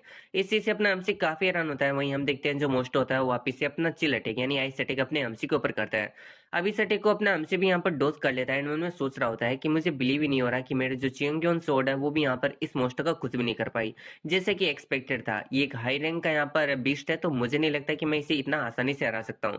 फिर अपना एमसी सोचता है कि वैसे इसके बारे में क्या ख्याल है। एंड इतना कहते हुए हम देखते हैं जो अपना एमसी होता है वो कुछ नीडल्स को यूएलजी हब की तरफ थ्रो कर देता है। एंड जैसे अपना एमसी ऐसा करता है, हम देखते हैं जो स्पाइडर मोस्ट होता है वो काफी स्पीड से यूएलजी खरब को यहाँ पर प्रोटेक्ट करने के लिए चला जाता है। एंड उन तीनों के तीनों यहाँ पर जो एक तरीके से नीडल्स होती है उन्हें नलीफाई कर देता है। अपना एमसी दोनों बहनों को कहता है कि देखा तुमने, इसकी जो कमजोरी है वो यूएलजी खरब्स ही है। हम आसपास में ही रहेंगे यूएलजी खरब्स के एंड यहाँ पर इसके ऊपर अटैक करेंगे, जिसकी वजह से ये अपनी फुल पावर का यूज नहीं कर पाएगा और होल्ड बैक करते हुए हमारे हाथों से मारा जाएगा। ये कहते हुए हम देखते हैं जो अपना एमसी होता है उन्हें एक ट्रैप की तरफ इशारा करता है और कहता है कि देखो मैंने वहां पर ट्रैप लगा के रखा है। अगर अगर ये मोस्टर थोड़ा सा और आगे आ जाए तो ये स्ट्रेप के अंदर फंस जाएगा एंड यहाँ पर उसके बाद में हम इसे काफी इजीली मार सकते हैं। यहाँ पर जो अपना एमसी होता है, अब वो यहाँ पर अपने जो ट्रेप्स होता है उसे एक्टिवेट करना स्टार्ट कर देता है, क्योंकि ऑलमोस्ट यहाँ पर जो मोस्ट है वो पूरी तरीके से यहाँ पर अपने एमसी के ट्रेप में फंस चुका होता है। अब जैसे अपना एमसी यहाँ पर ट्रेप को एक्टिवेट करता है, हम देखते हैं मोस्ट को बहुत ही ज्यादा प्रॉब्लम होने लगती है। अब यहाँ पर अपने एमसी की ऐसे मेथड्स को देखकर जो बड़ी सिस्ट होती है वो काफी हैरान होती है, सोचती है कि इतने कम समय में इतने खतरनाक ट्रेप को यहाँ पर सेटअप करना। यहाँ पर जो लॉर्ड उनसुला है वो सच में बहुत ही ज्यादा अनएक्सपेक्टेड इंसान है। फिर हम देखते हैं अपने एमसी को जो कि दोनों सिस्टर से कहता है कि अब तुम्हारी बारी है। हम देखते हैं जो दोनों सिस्टर होती है वो यहाँ पर अपनी अल्टीमेट टेक्निक से उस मोस्टर के ऊपर अटैक कर देती है। अब यहाँ पर इसकी वजह से जो मोस्टर होता है उसे पहली बार बहुत ही ज्यादा चोटें आती है, उसकी पूरी की पूरी जो बॉडी होती है वो यहाँ पर ट्रेम्बल कर रही होती है। वहीं हम देखते हैं जो अपना एमसी होता है वो खुद फाइनली चार्ज करता है। यहाँ पर जो अपना एमसी होता है वो जब मोस्टर की तरफ चार्ज करने के लिए जा रहा होता है, तो हम देखते हैं मोस्टर वापिस से अपना आइस अटैक करता है, जिसे ब्लॉक करने के लिए अपना एमसी अपनी शील्ड को आगे कर देता है एंड यहाँ पर उसे ब्लॉक काफी इजिली कर लेता है। फिर हम देखते हैं यहाँ पर जो मोस्ट होता है वो यहाँ पर अपने पॉइजन फैंग्स को बाहर की तरफ रिलीज करता है एंड अपने एमसी की तरफ अटैक करने के लिए बढ़ जाता है। हम देखते हैं जो अपना एमसी होता है वो भी यहाँ पर उसकी तरफ डायरेक्ट हिट देने के लिए यहाँ पर बढ़ जाता है। दोनों एक दूसरे के साथ में यहाँ पर एक तरीके से क्लेश करते हैं एंड हम देखते हैं यहाँ पर जो स्पाइडर मोस्ट होती है वो रो पावर के मामले में ज्यादा होती है, इसकी वजह से वो अपने एमसी को पीछे की तरफ पुश कर देती है। अब इस चीज को देखकर दोनों सिस्टर काफी हैरान होते हैं। हम देखते हैं फाइनली जो मोस्ट होता है उसने अपने पॉइजन फैंगस को अपने एमसी के बॉडी के ऊपर भी काफी ज्यादा ही यहाँ पर एक तरीके से टच करके रखा होता है, यानी पॉइजन अपने एमसी की बॉडी के अंदर भी चला गया है। यहाँ पर हम देखते हैं जो मतलब एक तरीके से मोस्ट होता है उसकी पूरी की पूरी बॉडी ट्रेम्बल कर रही होती है। वहीं हम देखते हैं अपने एमसी को जो कि यहाँ पर उस मोस्ट के आस पास अपनी सोड को कर देता है एंड उस मोस्ट को वहीं पर खत्म कर देता है। दोनों सिस्टर चिंता करते हुए अपने एमसी के पास में आते हैं एंड पूछती है कि क्या तुम सही हो। तो हम देखते हैं अपने एमसी को जो कि कहता है कि हाँ मैं पूरी तरीके से सही हूँ एंड इतना कहते हुए हम देखते हैं जो अपना एमसी होता है वो वहीं पर बेहोश गिर होकर नीचे की तरफ गिर जाता है। अपने एमसी को बेहोश होते देखकर दोनों सिस्टर काफी ज्यादा हैरान होती है एंड अपने एमसी को यहाँ पर संभालने लगती है। थोड़ी देर बाद में हम देखते हैं जो बड़ी सिस्टर होती है वो कह रही होती है कि इसकी जो पल्स है वो बहुत ही ज्यादा स्लो चल रही है, मुझे लगता है कि इसकी जो ब्रीथिंग्स है उसमें कुछ प्रॉब्लम्स आ गई हैं, आखिर अभी हमें क्या करना चाहिए। तो बेसिकली अपना एमसी बिल्कुल भी यहाँ पर बेहोश नहीं हुआ होता है, बल्कि ये सब कुछ उसका एक नाटक होता है। और ये सब कुछ करने के लिए यहाँ पर अपने एमसी को उसके फोर्थ मास्टर ने कहा था, क्योंकि यहाँ पर फोर्थ मास्टर यानी अपने चोर मास्टर ने कहा था अपने एमसी को कि तुम्हें पहले टेस्ट ले लेना चाहिए कि वो लोग विश्वास करने लायक है फिर नहीं है, यानी कि अगर उन्हें मौका मिले तो वो तुम्हारे पीठ पीछे खंजर घोपेंगी या फिर नहीं घोपेंगी। तो यहाँ पर अपना एमसी में सोच रहा होता है कि वेल अगर इन लोगों ने मुझे यहाँ पर मारने की कोशिश की तो मैं इन्हें यहीं पर मार डालूंगा, और अगर इन लोगों ने यहाँ पर मेरे सामान को चुराने की कोशिश की तो भी मैं इनके जो डेंटियान्स हैं उन्हें पूरी तरीके से बर्बाद कर दूंगा, हालांकि इन्हें नहीं मारूंगा। अब हम देखते हैं यहाँ पर जो अपना एमसी होता है वो ऐसे ही यहाँ पर सोच रहा होता है। फिर हम देखते हैं छोटी सिस्ट को जो कि कह रही होती है कि वेल मुझे लगता है कि इन्हें हमें वापस से घर पर ले जाना चाहिए एंड उसके बाद में हमें जो पॉइजन फैंग्स हैं यहाँ पर ये स्पाइडर उनके ऊपर स्टडी करनी चाहिए और इनके लिए कोई एंटीडोट को तैयार करना चाहिए। इन बातों को सुन के बड़ी सिस्ट कहती है कि हाँ तुमने सही कहा। फिर वो कहती है कि चलो ठीक है, एक काम करो, तुम यहाँ पर है ना जो लॉर्ड उनसुल है उन्हें यहाँ पर घर ले जाओ, मैं यहाँ पर ये जो पॉइजन फंगस आई मीन जो ये एक तरीके से स्पाइडर उसकी बॉडी एंड यहाँ पर जो योलजी हर्ब है उसे अपने साथ में लेकर आती हूँ। अब इस बात को सुन के हम देखते हैं जो छोटी सिस्टर होती है वो इस बात के लिए एग्री करती है एंड अपने एमसी को वहां से ले जाने लगती है। एंड यहाँ पर जो छोटी सिस्टर होती है वो जब अपने एमसी को ले जा रही होती है तो बस इतना ही कह रही होती है कि प्लीज आप जिंदा रहना, आप यहाँ पर अपना होश मत खोना, आंखें बिल्कुल भी बंद मत करना। इधर अपने एमसी को काफी एम्बेरसिंग महसूस हो रहा होता है क्योंकि अपना एमसी जानबूझ के ये सारा नाटक कर रहा होता है। फिर हम देखते हैं यहाँ पर ये लोग अपने घर पर पहुंच जाते हैं। तो बेसिकली इनका जो घर है वो अंडरग्राउंड में होता है, बाहर की तरफ एक दरवाजा है जो कि लिफ्ट की तरह काम करता है। जैसे ये लोग इस दरवाजे के अंदर जाते हैं वो नीचे की तरफ चले जाएंगे अंडरग्राउंड बेस के अंदर। हम देखते हैं यहाँ पर जो छोटी सिस्टर होती है वो यहाँ पर कुछ समय के लिए अपने एमसी के साथ में रहती है। तो फिर हम देखते हैं जो बड़ी सिस्टर वहां पर आ जाती है एंड कहती है कि लॉर्ड उनसुल को क्या हुआ, क्या यहाँ पर उनको होश आया। हम देखते हैं जैसे बड़ी सिस्टर आती है छोटी सिस्टर के पास में तो वो काफी ज्यादा हैरान होती है क्योंकि छोटी सिस्टर ने कुछ और ही करके रखा होता है, वो यहाँ पर पता नहीं क्या ही कर रही थी। एंड इस चीज को देखकर बड़ी सिस्टर का रिएक्शन काफी अजीब होता है, छोटी से एक्सप्लेन करने के बजाय वहां से भाग जाती है और कहती है कि मुझे यहाँ पर कुछ काम आ गया है। हम देखते हैं बड़ी सिस्टर को जो कि कह रही होती है कि आखिर तुम ऐसा कैसे कर सकती हो। इधर अपने हमसे भी इन सारी की मतलब बकवासों को सुन रहा होता है एंड बस लेटा होता है। फिर उन दोनों के जाने के बाद में सोचता है कि सच में ये लोग यहाँ पर इनोसेंटली मेरे को यहाँ पर हेल्प करने का ट्राई कर रहे हैं एंड मैं देखो इन लोगों को सस्पेक्ट कर रहा हूँ, ये सच में काफी ज्यादा ह्यूमिलेटिंग है एंड बहुत ही ज्यादा एम्ब्रेसिंग है। फिर हम देखते हैं जो अपना हमसे तो वो खड़ा हो जाता है एंड सोच रहा होता है कि ये काफी सही रहेगा कि मैं मतलब ऐसा एक तरीके से एक्ट करूँ कि मैं अब ठीक हो चुका हूँ एंड खड़ा हो जाऊँ। फिर हम देखते हैं यहाँ पर जो अपना हमसे होता है उसकी नजर बेंच के ऊपर पड़ी दो बुक्स के ऊपर पड़ती है एंड वो सोचता है कि आखिर ये किस चीज की बुक है, ये किसी मेडिसिन की यहाँ पर रेसिपी की बुक होती है। एंड अपना हमसे में सोच रहा होता है कि ये दोनों सिस्टर के पास में क्या कर रही है। वैसे ये जो बुक है वो पूरी तरीके से जल चुकी है, कहीं पर ये बहुत ही ज्यादा गीली हो चुकी है, यानी एक तरीके से ये जो बुक है वो यहाँ पर है ना ऐसी बन चुकी है जिसका 40% हिस्सा पूरी तरीके से बेकार हो चुका है एंड 60% हिस्सा थोड़े बहुत यहाँ पर पढ़ने के लायक है। तभी हम देखते हैं वहां पर कोई आने की आहट होती है अपने एमसी को एंड जो अपना एमसी होता है वो वापस से बेड पर जाकर अपना एक्ट स्टार्ट कर देता है।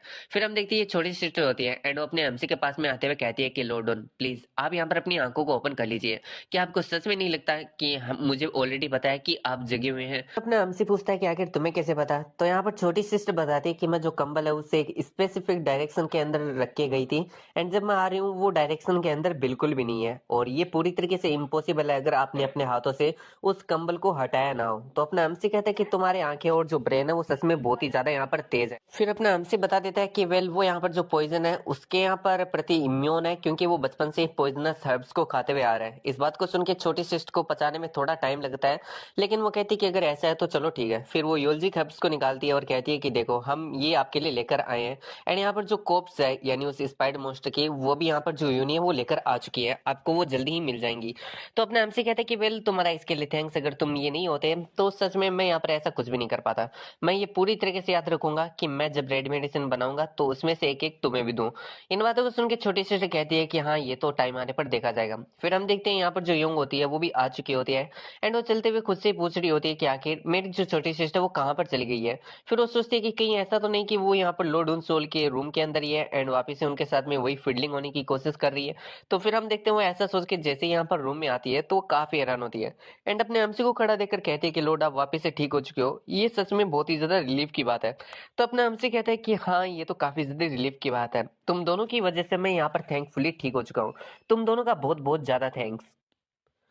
वैसे भी मैं यहाँ पर है ना मतलब तुमसे बात करना चाहता था यहाँ पर जो स्पाइडर मोस्टर कॉप्स है उसको लेकर। तो इन बातों को सुन के हम देखते हैं दोनों सिस्टर एक दूसरे की तरफ देखती है एंड फिर जो बड़ी सिस्टर होती है वो अपने हमसे से कहती है कि वेल वो यहाँ पर जो स्पाइडर मोस्टर की बॉडी है उसे आप रख सकते हो।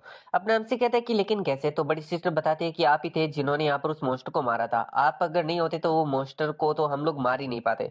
तो अपना हमसे कहता है कि नहीं ऐसी बात नहीं है, तुम लोगों ने भी यहाँ पर मेरी बहुत ही ज्यादा मदद की है और अगर मैं यहाँ पर मोस्टर की बॉडी को ऐसे ले लेता हूँ तो मुझे लगता है कि ये यहाँ पर कुछ ज्यादा ही हो जाएगा क्योंकि तुम लोग मेरे को ही हर्ब्स दे रहे हो एंड यहाँ पर उसकी बॉडी दे रहे हो।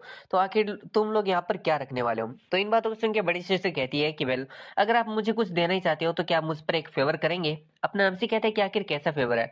इन बातों को सुन के हम बड़ी सिस्टर को देखते हैं जो कि अपने हमसे से कहती है कि वेल क्या आप हमारे लिए मेडिसिन बनाएंगे। यहाँ पर वो कहती है कि देखो हमारे पास में बहुत सारी यहाँ पर हर्ब्स पड़ी हुई हैं लेकिन हमें मेडिसिन बनाने का तरीका बिल्कुल भी नहीं आता। तो क्या आप हमारे लिए यहाँ पर मेडिसिन बनाओगे, क्या आप यहाँ पर ऐसा कर सकते हो। तो यहाँ पर हम देखते हैं जो अपना हमसे होता है वो पहले तो कुछ नहीं बोलता एंड यहाँ पर हम बड़ी सिस्टर को देखते हैं जो कि यहाँ पर अपने हमसे से कहती है कि वेल हम यहाँ पर ये जो काम वो अरे गहरे किसी को भी नहीं दे सकते हैं। आप बहुत ही ज्यादा यहाँ पर ट्रस्ट वर्दी हो इसलिए हम आपको ये काम देना चाहते हैं एंड मैं यहाँ पर आपसे कुछ क्वेश्चंस पूछना चाहती हूँ जो कि यहाँ पर आपको आंसर देना ही होगा। क्या आप मुझे बता सकते हो आप इस साल कौन से ईयर के होने वाले।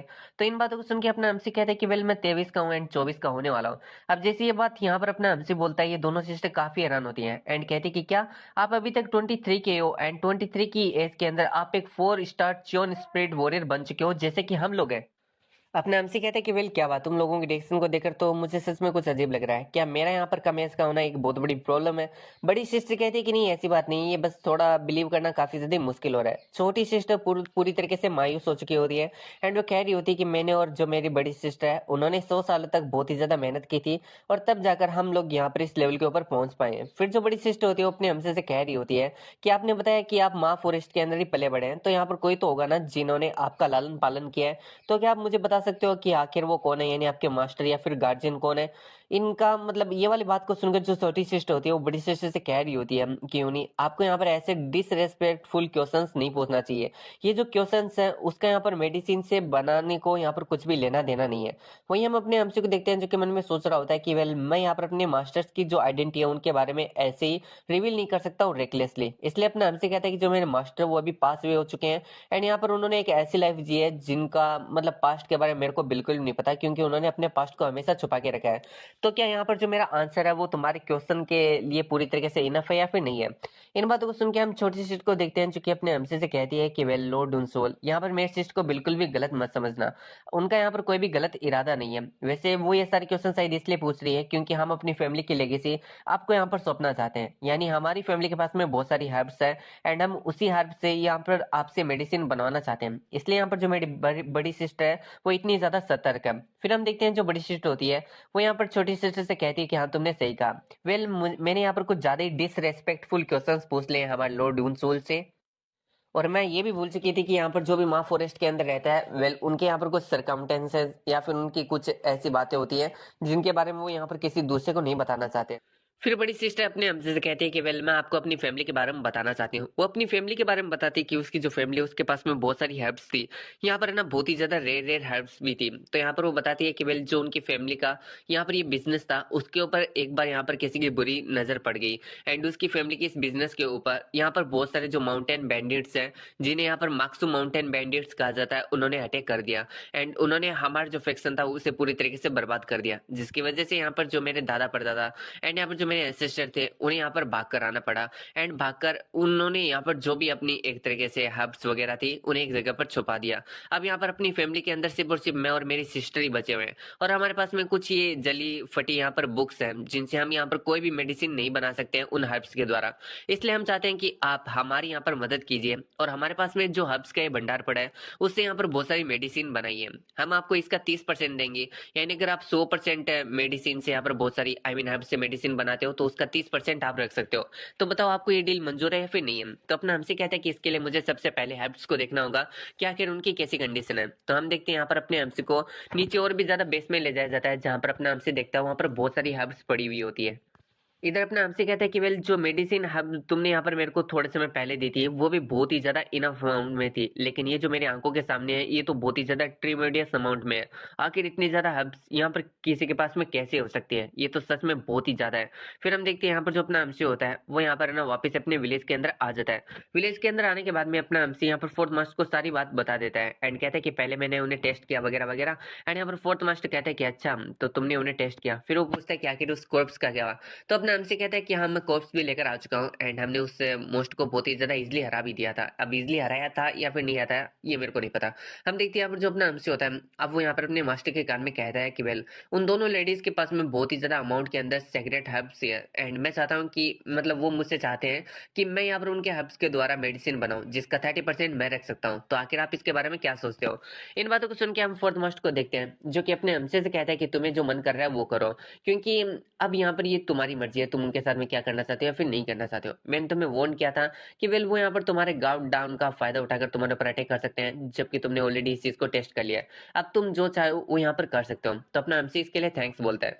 फिर हम देखते हैं जो अपना हमसे होता है वो सेकंड मास्टर के पास में जाता है एंड उन्हें बता देता है, यानी सारी मास्टर के पास में जाता है और उन्हें बता देता है कि वेल अब वो इटर्नल रेड मेडिसिन बनाने के लिए जाने वाला है क्योंकि उसके पास में यूलजिक हर्ब्स आ चुकी है। एंड हम देखते हैं वो यहाँ पर अपने जेडो को भी कह रहा होता है कि मुझे तुम्हारी भी मदद चाहिए होगी इसलिए प्लीज यहाँ पर मेरी अच्छी तरीके से मदद करना।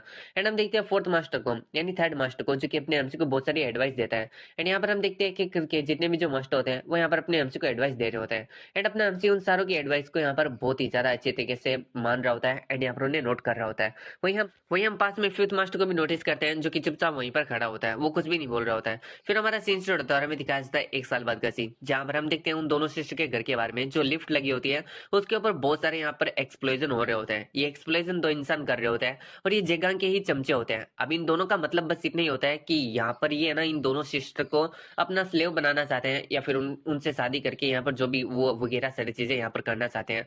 लेकिन इसके लिए सबसे पहले इन्हें इस लिफ्ट को उड़ाना होगा एंड उसके बाद में ये लोग यहाँ पर नीचे बेस के अंदर जा सकते हैं। तो यहाँ पर ये लोग इस लिफ्ट को उड़ाने की कोशिश कर रहे होते हैं एंड हम देखते हैं यहाँ पर ये जो पहले वाला बंदा होता है वो वहां पर जाकर यहाँ पर बहुत सारे एक्सप्लोजन रख के आ रहा होता है एंड जो दूसरा बंदा होता है वो अपनी स्टाफ से यहाँ पर फायर को उस एक्सप्लोजन के अंदर लगा दे रहा होता है जिसकी वजह से हम देखते हैं वहां पर एक बहुत बड़ा धमाका होता है। वही हमारा सीन शॉट होता है और हमें दूसरी जगह अपने एमसी को दिखाया जाता है जो कि इन दोनों सिस्टर की तरफ ही जा रहा होता है एंड वो सोच रहा होता है कि काफी वक्त हो चुका है मैं उन दोनों से मिला नहीं। वैसे मैंने इटर्नल रेड मेडिसिन को बना लिया है और मैंने यहाँ पर रिक्वेस्ट किया था मेरे मास्टर से कि वो लोग भी इस मेडिसिन को ले ले, इससे उनका ज्यादा नहीं तो थोड़ा तो जो एनर्जी है वो वापिस से आ ही जाएगा। लेकिन उन्होंने यहाँ पर मना कर दिया। क्या वो लोग सच में यहाँ पर मरना चाहते हैं? लेकिन मैं नहीं चाहता कि वो लोग ऐसे मरे। अब हम देखते हैं जैसे अपना एमसी ये सब कुछ सोच रहा होता है उसे एक जोरदार एक्सप्लोजन की आवाज आती है एंड ये चीज को सुन के अपना एमसी यहाँ पर उस आवाज के डायरेक्शन में चला जाता है एंड वो आवाज का डायरेक्शन कोई और नहीं बल्कि वही घर होता है जिसके लिए अपना एमसी निकला था, यानी दोनों सिस्टर का घर। एंड इस चीज को देखकर अपना एमसी काफी हैरान होता है कि वहां पर इतना बड़ा एक्सप्लोजन हो रहा है। सो इसके बाद में हम देखते हैं वहां पर ये जो दोनों लोग होते हैं वो आपस में बात करने लगते हैं कि ये जो स्टील का डोर है वो सच में बहुत ही ज्यादा यहाँ पर मजबूत है। तो यहाँ पर जो दूसरा बंदा होता है वो कह रहा होता है कि आपने सही कहा, मुझे लगता है कि हमें और भी बहुत सारे जो ब्लास्ट है उनको यूज करना होगा यहाँ पर ये जो गेट उसे तोड़ने के लिए। फिर हम देखते हैं यहाँ पर जो दूसरा ब्रदर होता है वो मतलब पहला ब्रदर दूसरे से कहता है कि हाँ तुम्हें ऐसा ही करना चाहिए। और हम देखते हैं यहाँ पर जो दूसरा ब्रदर होता है वो वापस से ब्लास्ट करने के लिए जा ही रहा होता है। तभी हम देखते हैं लिफ्ट से वो दोनों सिस्टर ऊपर की तरफ आ जाते हैं एंड यहाँ पर जो यंग होती है वो चिल्लाकर कह रही होती है कि मैंने तुम्हें जिगांग के बारे में ऑलरेडी बता चुका है कि वो यहाँ पर ना अपनी गलतियों की वजह से मारा गया था, तो आखिर तुम हमें वापस से परेशान करने के लिए क्यों आ गए हो? इन बातों को सुन के जो बड़ा वाला बंदा होता है वो कह रहा होता है कि अच्छा तो तुम्हारे कहने का मतलब है कि उन्होंने ऐसी वैसी हरकतें की जिसकी वजह से आपने उसे मार डाला, लेकिन मुझे ये बताओ कि तुम होती कौन हो उसे यहाँ पर मारने वाली? वो एक बहुत ही बड़े प्रीस्ट थे और तुम उन्हें ऐसे ही नहीं मार सकती हो। अब जबकि तुमने उन्हें मार के इतना बड़ा अपराध किया है, तो इसकी सज़ा भुगतने के लिए तैयार हो जाओ। यहाँ पर हम अपने हमसे को देखते हैं जो कि मन में सोच रहा होता है कि अच्छा, तो ये जिगांग के लिए यहाँ पर रिवेंज लेने के लिए आए हैं। लेकिन मुझे लगता है कि इन दोनों बहनों ने यहाँ पर इसको मेरे बारे में नहीं बताया। हम देखते हैं ये जो बड़ा वाला बंदा होता है वो कह रहा होता है कि मैं तुम लोगों को यहाँ पर बिल्कुल भी माफ़ नहीं करने वाला हूँ। वहीं दूसरी तरफ अपना हमसे मन में सोच रहा होता है कि आखिर मैं इन दोनों बंदों को कैसे मारूं, क्योंकि इनकी जो पावर है वो बहुत ही ज़्यादा है। एंड अगर मैं ऐसे ही दोनों के सामने डायरेक्ट चला गया तो मुझे लगता है कि इसमें तो मेरे जीतने के चांस थोड़े कम हो जाएंगे। तो मुझे कुछ ना तो कुछ यहाँ पर तरकीब को लगाना ही होगा। फिर हम देखते हैं जो बड़ा वाला बंदा होता है वो यहाँ पर कह रहा होता है कि चलो अब मैं बकवास करना बंद करता हूँ एंड मैं तुम दोनों को यहीं पर खत्म कर देता हूँ। एंड इतना कहते हुए हम देखते हैं वो दोनों शीर्ष की तरफ अटैक करने के लिए बढ़ जाता है। वो यहाँ पर अपनी फ्लेम टेक्निक का यूज करता है, जो कि यहाँ पर दोनों सिस्टर की तरफ अटैक करने के लिए जाती है। एंड हम देखते हैं जो दोनों सिस्टर होती है वो यहाँ पर एक बैरियर को क्रिएट कर लेती है, जिससे कि वो इस फ्लेम अटैक को यहाँ पर रोक लेती है। लेकिन हम देखते हैं ये तो सिर्फ और सिर्फ इस बड़े वाले बंदे की चाल होती है। वो उनके पीछे आ जाता है ताकि अब ये नीचे अपने घर में ना जा सके। एंड आगे से अपने छोटे भाई को कहता है कि चलो ठीक है, अब तुम भी इन्हें यहाँ पर बाहर मत जाने देना, हमने इन्हें घेर लिया है और अब हम इन्हें मार डालेंगे। एंड हम देखते हैं यहाँ पर जो छोटा वाला भाई होता है वो कहता है कि वैसे भैया अगर ये लोग सरेंडर करते हैं तो हम इन्हें जिंदा भी छोड़ सकते हैं, लेकिन कुछ कंडीशंस के ऊपर। अब हम देखते हैं दोनों भाई ऐसे ही यहाँ पर है ना बहुत ही ज्यादा जोर जोर से एंड इविल स्माइल को कर रहे होते हैं। तभी हम देखते हैं अपना हमसे बाहर निकलता है और काफी स्पीड से बहुत सारी जो नीडल्स होती है उन्हें इस छोटे वाले भाई के ऊपर अटैक कर देता है उनसे। एंड हम देखते हैं ये जो छोटा वाला भाई होता है वो जैसे तैसे करके नीडल से यहाँ पर खुद को प्रोटेक्ट कर लेता है। फिर हम देखते हैं वो खुद की विप को यहाँ पर ऐसा घुमाता है एंड अपने हमसी को ऊपर अटैक कर देता है, जिससे कि अपने हमसी का हाथ बन जाते हैं। अपने हमसी अपनी सोर्ड से ही यहाँ पर उस विप को कट करने की कोशिश करता है, लेकिन छोटा वाला भाई अपने हमसी को बहुत बड़ा वाला मूर्ख बताता है एंड कहता है कि ये जो विप है तुम उसे ऐसे नहीं यहाँ पर है ना कट कर सकते हो। एंड इतना कहते हुए हम देखते हैं वो अपने एमसी को अपने ही पास में लेकर आ जाता है एंड अपने हाथों से एक नुकीले फैंग को बाहर की तरफ निकालता है एंड उसे अपने एमसी के ऊपर अटैक कर देता है, जिससे उसे ऐसा लग रहा होता है कि वो अपने एमसी को खत्म कर देगा। लेकिन वो थोड़ी देर के अंदर हैरान हो जाता है, क्योंकि यहाँ पर अपने एमसी की बॉडी के अंदर वो फैंग जाते ही नहीं है।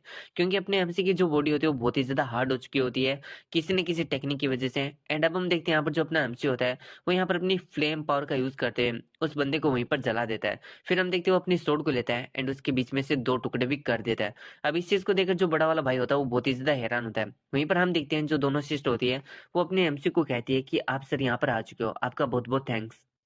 तो अपना हमसे कहते हैं कि ये काफी अच्छी बात है कि मैं यहाँ पर लेट नहीं हुआ हूँ। एंड हम इस बड़े वाले बंदे को देखते हैं जिससे तो काफी ज्यादा गुस्सा आ रहा होता है। इधर अपना हमसे उनमें सोच रहा होता है कि मुझे कैसे भी करके अब इस बंदे को यहाँ पर हराना होगा। एंड यहाँ पर अपना हमसे ऐसे ही यहाँ पर कुछ तरीके में सोच रहा होता है कि हम तीन है और वो अकेला है, तो हमारे पास में ज्यादा चांस है यहाँ पर जीतेंगे। अब हम देखते हैं जो बंदा होता है वो काफी जल्दी गुस्सा हो जाता है एंड हम देखते हैं वो यहाँ पर अपने स्टाफ को लेकर अपने हमसे की तरफ बढ़ता है। एंड वो कह रहा होता है कि तुमने यहाँ पर सबसे पहले प्रिंस जिगंग को मारा और उसके बाद मेरे छोटे भाई को मार डाला, अब तो मैं तुम्हें यहाँ पर बिल्कुल भी माफ नहीं करने वाला हूँ। एंड इतना कहते हुए हम देखते हैं वो यहाँ पर अपने एमसी एंड दोनों सिस्टर के ऊपर एक काफी ज्यादा खतरनाक अटैक करता है। एंड ये जो अटैक होता है वो इतना ज्यादा खतरनाक होता है कि वहां पर एक बहुत बड़ा ब्लास्ट हो जाता है। वो बाहर की तरफ निकलता है एंड कह रहा होता है उन दोनों लड़कियों से, दोनों बहनों से, कि अगर तुम इस तीसरे बंदे को यहाँ पर मार देते हो तो मैं तुम दोनों के ऊपर थोड़ी बहुत मर्सी दिखाऊंगा। इन बातों को सुन के दोनों सिस्टर कह रही होती है कि अपनी बकवास को बंद रखो। एंड वहीं पर हम देखते हैं जो अपना एमसी होता है वो यहाँ पर अपने मिरर इक्विपमेंट को निकाल लेता है एंड उसी से यहाँ पर इस बंदी के ऊपर अटैक करना स्टार्ट कर देता है। अब इस चीज को देखकर हम देखते हैं ये जो बंदा होता है वो कह रहा होता है कि तुम इससे मेरा कुछ भी नहीं बिगाड़ पाओगे। एंड इतना कहते हुए हम देखते हैं वो यहाँ पर अपनी फ्लेम पावर्स को एक्टिवेट करता है एंड अपने एमसी के सारे अटैक्स को वहीं पर नलीफाई कर देता है। इन चीजों को देखकर अपना एमसी में सोच रहा होता है कि वेल इस बंदे के ऊपर मेरे अटैक्स तब तक काम नहीं करेंगे जब तक कि इसने अपने आसपास में फ्लेम बैरियर को क्रिएट करके रखा है। मुझे यहाँ पर कैसे भी करके इस फ्लेम बैरियर को यहाँ पर खत्म करना होगा। तभी अपने एमसी को याद आता है कि उसके पास में तो बहुत सारे यहाँ पर ना ब्लास्ट भी है, यानी बॉम्ब भी है, तो अपना एमसी उनका भी यूज कर सकता है इस बंदे को मारने के लिए। ये सोचते हैं हम देखते हैं जो अपना एमसी होता है वो यहाँ पर एक बॉम्ब को उस बंदे की तरफ थ्रो करता है। अब बॉम्ब को अपनी तरफ आते हुए देखकर इस बंदे की भी फट जाती है एंड वो सोच रहा होता है कि आखिर मुझे क्या करना चाहिए, मुझे मैं इसको किस तरीके से ऐसे ब्लॉक करूं। तभी हम देखते हैं वो यहाँ पर इस अटैक को यहाँ पर एक तरीके से डोज कर लेता है एंड हंसते हुए कहता है कि तुम्हारा अटैक चाहे कितना भी पावरफुल क्यों ना हो, अगर हम उसे डोज कर सकते हैं तो यहाँ पर उसके पावरफुल होने का कोई भी महत्व नहीं है। तभी हम देखते हैं यहाँ पर जो अपना एमसी होता है वो बॉम्ब के अंदर एनर्जी इम्प्यूट करके उसे अपने हिसाब से कंट्रोल करने लगता है एंड हम देखते हैं उसे बड़े वाले बंदे की तरफ वापस से बुला लेता है। अब इस चीज से तो बड़े वाले बंदे की और भी ज्यादा फट जाती है। वही अपना हमसे कहता है कि तुम्हें किसी को कम नहीं आंकना चाहिए। एंड हम देखते हैं यहाँ पर जो बॉम्ब होता है उस बड़े वाले बंदे के पास में ब्लास्ट हो जाता है, जिसकी वजह से एक बहुत बड़ा धमाका होता है। एंड हम देखते हैं अपने हमसे ने उस बंदे को मार दिया होता है। फिर अपना हमसे दोनों सिस्टर से पूछता है क्या तुम दोनों सही हो, तो दोनों सिस्टर बताती है कि हाँ हम पूरी तरीके से सही हैं, आपने आज हमें दूसरी बार बचाया, आखिर हम आपका ये जो कर कर्ज है वो उसे किस तरीके से चुकाएँगे। हम देखते हैं जो छोटी सिस्टर होती है, वो तो सीधा जाके अपने एमसी के गले ही लग जाती है। एंड अपने एमसी से कह रही होती है कि वेल मुझे नहीं पता था कि वो लोग हमारे ऊपर इस तरीके से अटैक कर देंगे। आज तो आपने आकर हमारे यहाँ पर जान ही बचा ली। अपना एमसी कह रहा था कि ऐसा ऐसी बात है। तब तो ये काफ़ी अच्छी बात है कि मैं जल्दी आ गया। फिर हम देखते हैं यहाँ पर जो अपना एमसी होता है वो और भी बहुत सारी बातें करने लगता है एंड कह रहा होता है कि मैं तुम लोगों को यहाँ पर प्रोटेक्ट करूँगा। तुम्हें यहाँ पर ज़्यादा टेंशन लेने की ज़रूरत नहीं है क्योंकि मैंने तुम्हें वादा किया था कि मैं तुम्हें यहाँ पर इटर्नल रेड पिल देने वाला हूँ। तो जब तक कि मैं तुम्हें वो नहीं दे देता हूँ, आखिर मैं तुम्हें कैसे मरने दे सकता हूँ? अब जैसे ये बात ये दोनों सिस्टर सुनती है, वो काफ़ी हैरान होती है। और कहती है कि क्या आप सच में हमें इटर्नल रेड पिन देने वाले हो? इस बात को सुन के अपना एमसी कहता है कि ऑफ कोर्स। फिर हमें दिखाया जाता है उनके बेस का सीन, जहाँ पर अपना एमसी दोनों के लिए रेड इटर्नल पिल को लेकर आया होता है। एंड हम देखते हैं इस चीज़ को देखकर दोनों सिस्टर ही काफ़ी हैरान होती हैं एंड कहती है कि हमने कभी ज़िंदगी में नहीं सोचा था कि हमें कभी रेड इटर्नल पिल देखने को मिलेगी और यहाँ पर हम इसे यूज़ भी कर सकेंगे। फिर अपना एमसी कह रहा होता है कि वेल तुम लोगों ने भी मेरी बहुत ही ज़्यादा यहाँ पर हेल्प किया है। अगर तुम लोग नहीं होते, तो मुझे नहीं लगता कि मैं इन पिल्स को कभी भी बना पाता। इन बातों को सुन के हम देखते हैं दोनों सिस्टर अपने एमसी को थैंक्स बोलते हैं और अपना एमसी उनको थैंक्स बोलता है। एंड यहाँ पर जो अपना एमसी होता है एंड वो जो लोग होते हैं उनके बीच में और भी बहुत सारी बातें होती हैं। फिर यहाँ पर जो अपना एमसी होता है वो कह रहा होता है कि जैसे कि मैंने तुम्हें कहा, अगर मुझे तुम्हारी लेगेसी यानी तुम्हारी हेल्प से यहाँ पर पिल्स बनानी है, मेडिसिन बनानी है, तो मुझे यहाँ पर उनका एक इम्पोर्टेंट पार्ट चाहिए होगा। तो क्या तुम वो चीज़ मुझे देने के लिए तैयार हो? तो इन बातों को सुन के हम देखते हैं दोनों सिस्टर को जो कि इस बात के लिए रेडी हो जाते हैं। फिर हमारा सीन शूट होता है और हमें 5 साल बाद का सीन दिखाया जाता है, जहाँ पर हम देखते हैं सेकंड मास्टर की हालत काफ़ी खराब होती है। एंड वो अपने आखिरी पल में होता है और अपने एमसी को बोल रहा होता है कि वेल मुझे तुम्हारे ऊपर काफ़ी ज़्यादा प्राउड है। वैसे तो मेरे पास में यहाँ पर तुम्हें सिखाने के लिए ज़्यादा टाइम नहीं था, लेकिन फिर भी तुमने मेरी जितनी भी मार्शल आर्ट्स हैं एंड जितनी भी टेक्निक्स हैं, उन्हें काफ़ी अच्छी तरीके से यहाँ पर लर्न करके रखा है। यहाँ पर हम देखते हैं जो अपना एमसी होता है उनकी सारी बातों को सुन रहा होता है एंड हम देखते हैं यहाँ पर सेकंड मास्टर कह रहे होते हैं कि मुझे नहीं पता कि मैंने अपना जीवन किस चीज़ के लिए जिया, क्योंकि मैं आज भी जब यहाँ पर पीछे मुड़ के देखता हूँ, तो मैंने सिर्फ़ और सिर्फ़ लोगों को मारा है, बिस्ट को टैम किया है एंड यहाँ पर अजीब-अजीब से स्पेल्स को सीखा है। मेरी ज़िंदगी में ऐसा कुछ भी नहीं था जो कि यहाँ पर मीनिंगफुल था। लेकिन तुम्हें सिखाना मुझे लगता है कि कुछ मीनिंगफुल रहा। तुम ही वो इंसान हो जिसने मेरी ज़िंदगी के जो लास्ट पीरियड्स हैं या फिर मोमेंट्स हैं, उन्हें एक मीनिंग दिया है। तो तुम्हारा थैंक्स। एंड फिर हम देखते हैं जो सेकंड मास्टर होते हैं वो यहाँ पर ये कहते हुए अपनी आंखों को बंद कर लेते हैं कि वेल मैं ये होप करता हूँ कि तुम यहाँ पर एक इटर्नल लाइफ को यहाँ पर एंजॉय करो एंड मैं चाहता हूँ कि तुम शैडो और सेट का भी ध्यान रखो और हाँ, सोने से पहले यहाँ पर जो टॉर्च है उसे जरूर से यहाँ पर ऑन कर देना। यहाँ पर हम देखते हैं जो अपना एमसी होता है वो कह रहा है कि ठीक है मैं समझ गया।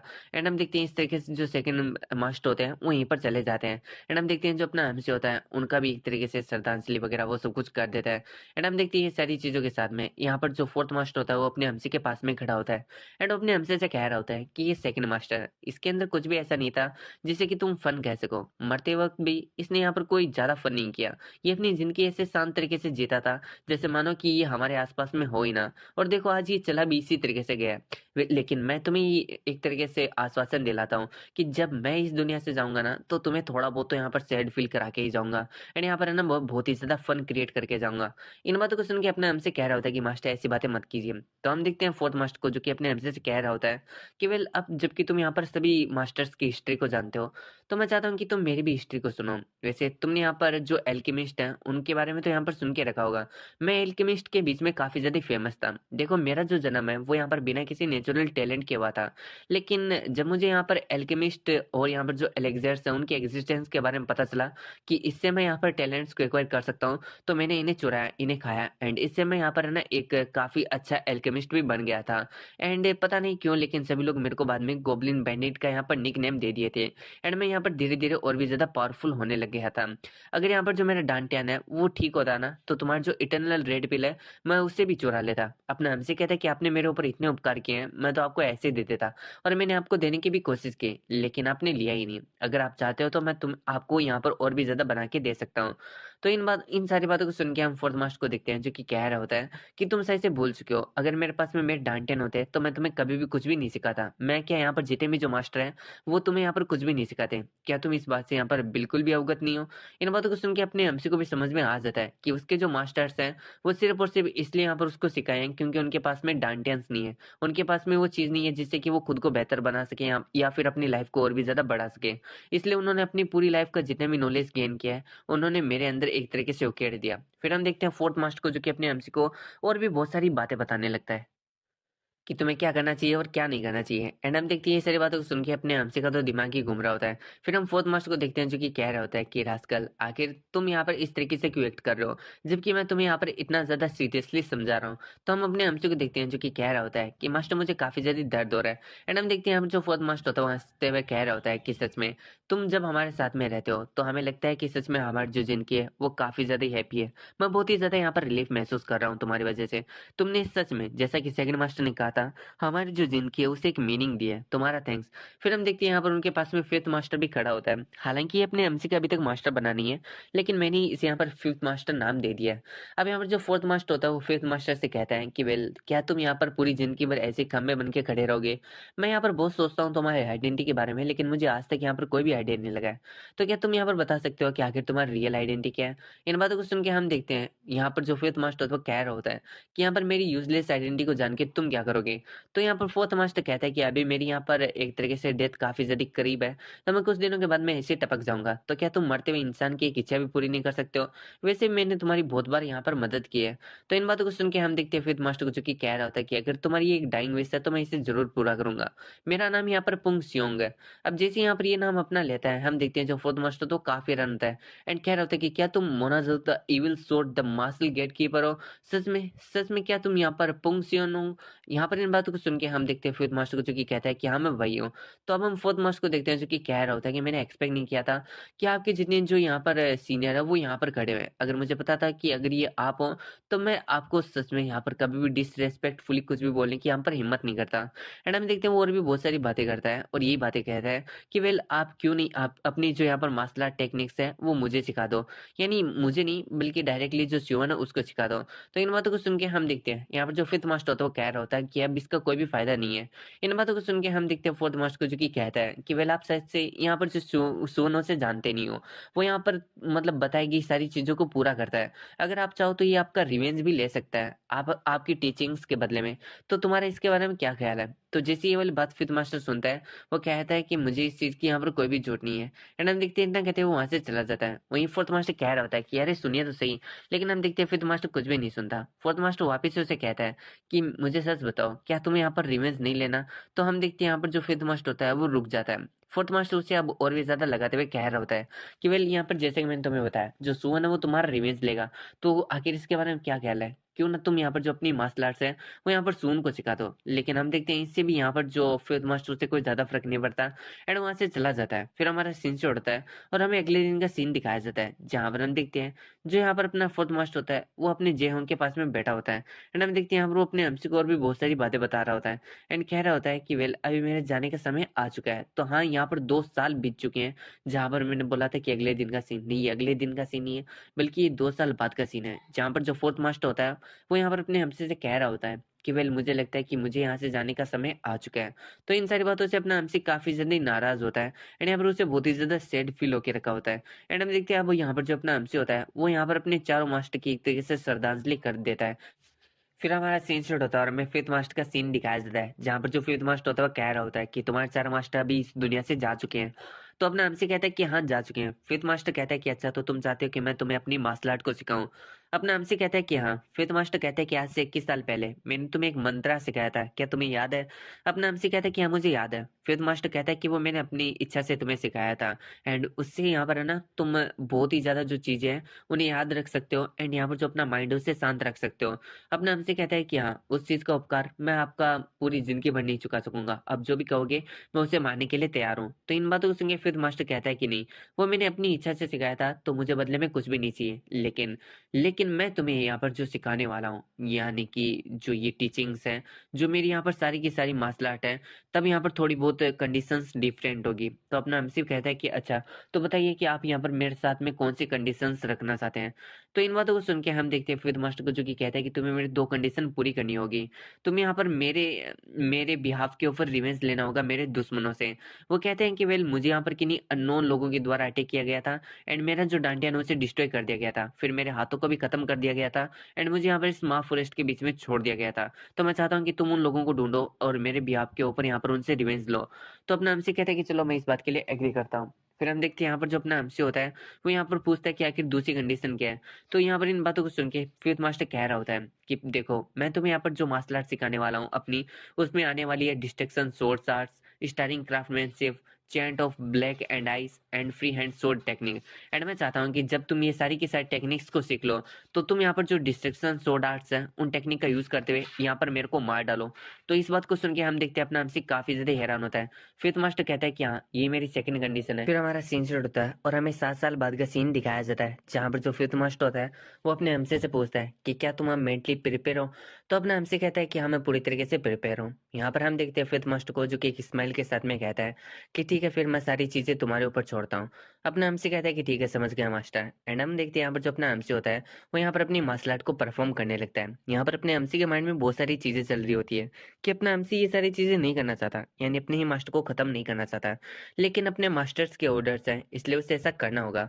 वहीं जो यहाँ पर अपने फिफ्थ मास्टर होते हैं वो यही सोच रहे होते हैं कि मैं तुम्हें यहाँ पर अपनी ही मार्शल आर्ट से खुद को इसलिए खत्म करवाना चाहता हूँ ताकि तुम ये समझ सको कि तुम्हें यहाँ पर कितना ज्यादा क्रूअल होना पड़ सकता है फ्यूचर में तुम्हारे सर्वाइवल के लिए। अगर तुम्हें सबसे ज्यादा किसी चीज पे जरूरी रखना है, यानी नियंत्रण रखना है, तो वो तुम्हारे इमोशंस हैं।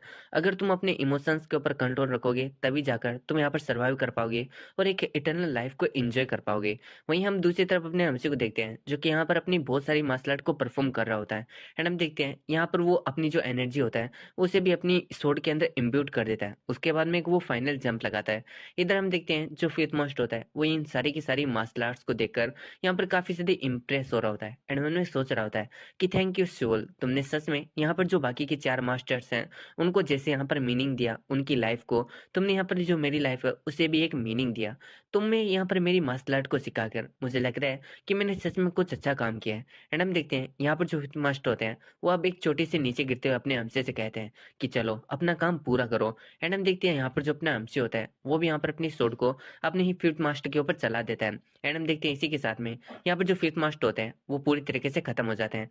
फिर हमारा सीन शूट होता है एंड हम देखते हैं यहाँ पर जो अपना एमसी होता है उन सभी की ग्रेव्स के सामने जाता है। एंड यहाँ पर अपना एमसी बहुत सारी बातें बोलता है एंड कह रहा होता है कि वेल, मैं इस विलेज से जाने के बाद में आपने जितना भी काम मेरे को बताया मैं वो सारा का सारा कंप्लीट करूंगा। मैं अच्छे लोगों को अच्छी तरीके से एंड जो बुरे लोगों उन्हें बुरी तरीके से ट्रीट करूंगा। जो मेरे मास्टर्स के एनिमी है मैं उन्हें बहुत ही ज्यादा टेरिफाइंग मौत दूंगा। एंड हम देखते हैं ये कहते हुए जो अपना एमसी होता है वो वहां से चल देता है।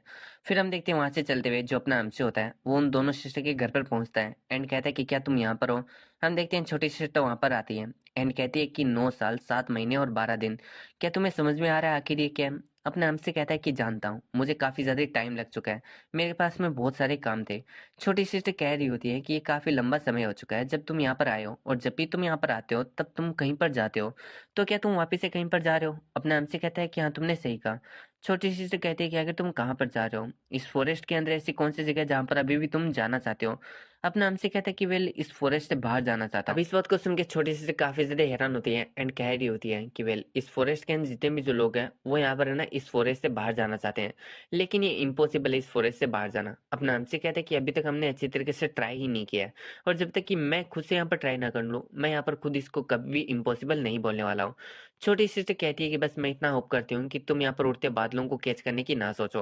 अपना हमसे कह रहा होता है कि वेल, सबसे पहले जो भी सारी चीजें वो इम्पॉसिबल ही दिखाई देती हैं जब तक कि हम उन्हें अचीव ना कर लें। एंड यहाँ पर जो रिजल्ट्स हैं वो सबसे ज्यादा बोलते हैं, यहाँ पर जो तुम्हारे मतलब जितने भी काम होते हैं उनसे ज्यादा। तो इन बातों को सुन के हम देखते हैं छोटी सिस्टर जो कि पहले तो चुप रहती है, फिर वो कहती है कि चलो ठीक है, मैं तुम्हारे जो यहाँ पर गोल्स हैं उनको यहाँ पर अचीव करने के लिए एक तरीके से विश करती हूँ। अपना हमसे इसके लिए थैंक्स बोलता है। एंड हम छोटी सिस्टर को देखते हैं जो कि कहती है कि वेल, अगर तुम्हारा वापिस से कभी आने का मन हो तो तुम यहाँ पर आ सकते हो। एंड इतना कहते हैं वो अपने हमसे के हैंड्स को पकड़ लेती है। एंड यहाँ पर वो काफी ज्यादा ही अच्छे तरीके से यहाँ पर अपने हमसे को ये बोल रही होती है कि यहाँ पर अपना हमसे भी ब्लश करने लगता है। फिर हमारा सीन शुरू होता है और हमें दिखाया जाता है यहाँ पर जो अपना हमसे होता है वो उन दोनों सिस्टर की बताई गई सारी लोकेशंस के ऊपर छान चुका होता है। तो अपने हमसे ने उन दोनों सिस्टर से पूछा होता है कि वेल, क्या तुमने यहाँ पर किसी ड्रैगन के बारे में सुना है जो कि यहाँ पर किसी केव के अंदर रहता है। तो उन्होंने यहाँ पर अपने हमसे को 4 जगह बताई थी, और चारों जगह पर अपना हमसे जा चुका है, और जिस जगह पर अब अपना हमसे है वो चौथी जगह है। लेकिन अपने हमसे को कुछ भी नहीं मिला है। बेचारा यहाँ पर जो जेड होगा वो भी काफी ज्यादा गुस्सा हो जाता है। एंड हम देखते हैं वो दीवार के ऊपर टक्कर मारने लगता है, जिससे दीवार के अंदर ही बहुत ही ज्यादा बड़ा वाला एक तरीके से होल हो जाता है। अपने हमसे कहते हैं, कहते तुमने ये क्या किया, तुमने तो एक दीवार के अंदर होल कर दिया। लेकिन जैसे अपना हमसे यहाँ पर उस होल के ऊपर हाथ लगाता है, उसे ऐसा महसूस होता है कि यहाँ पर जो एयर फ्लो है वो काफ़ी लंबे समय से इधर से उधर जा रहा है।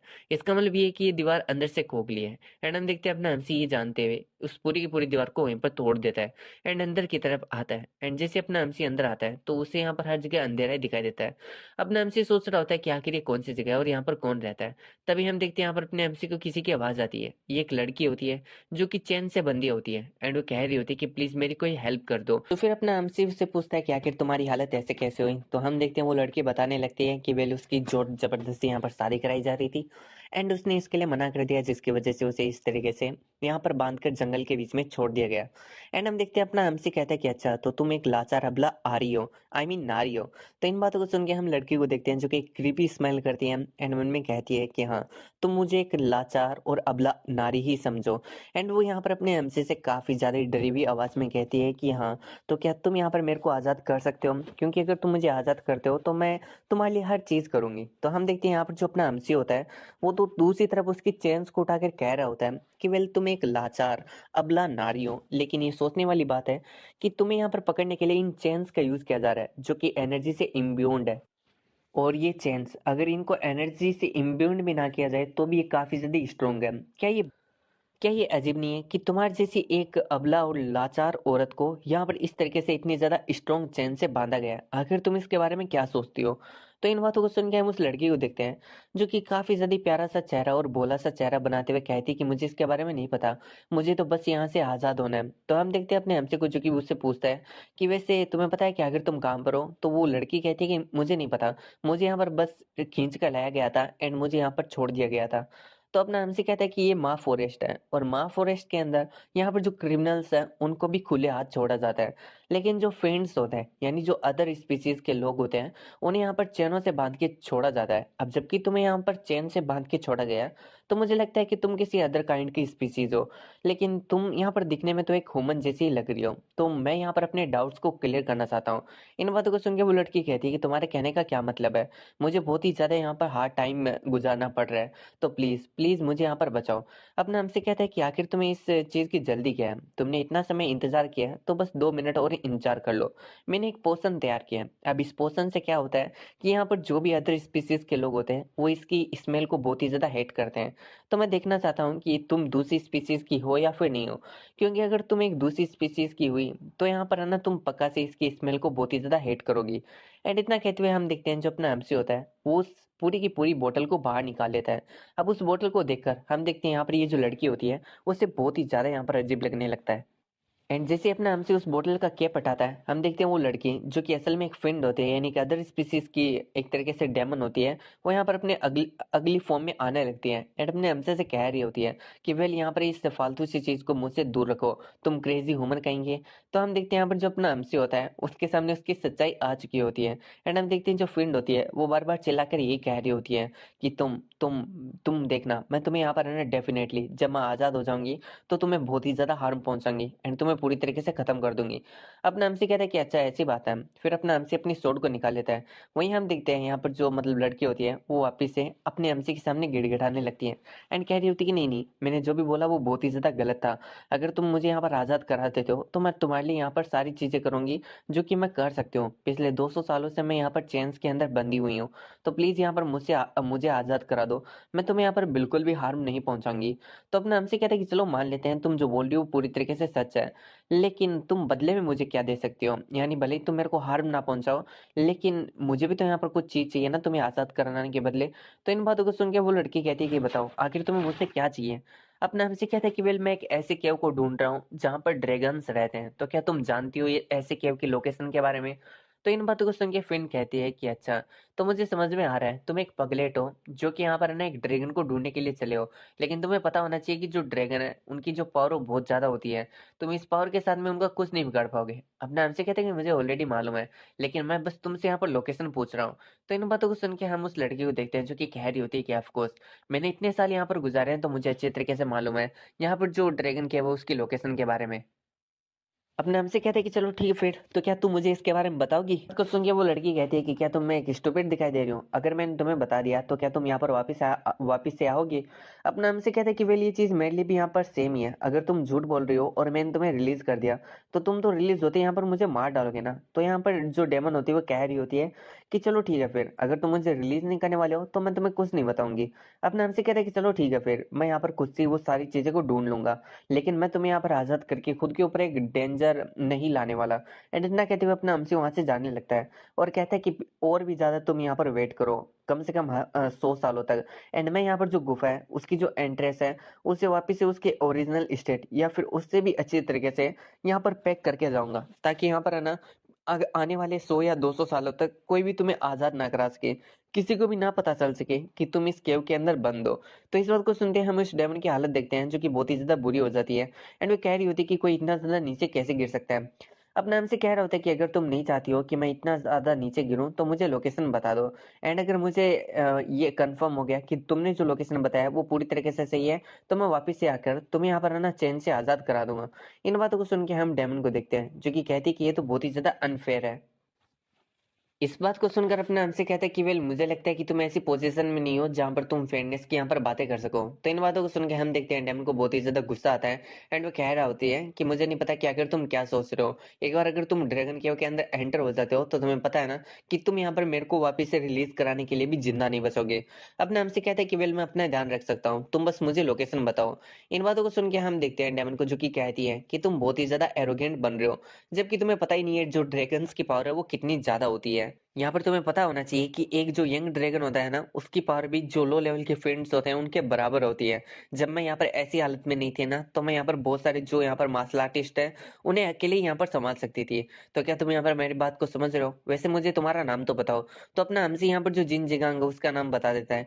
एंड कह रहा होता है कि आखिर तुम कौन से टाइप की मैजिक बीस्ट हो। इन बातों को सुन के हम देखते हैं, वो कहती है कि मैं 9 टेल इविल फॉक्स हूँ।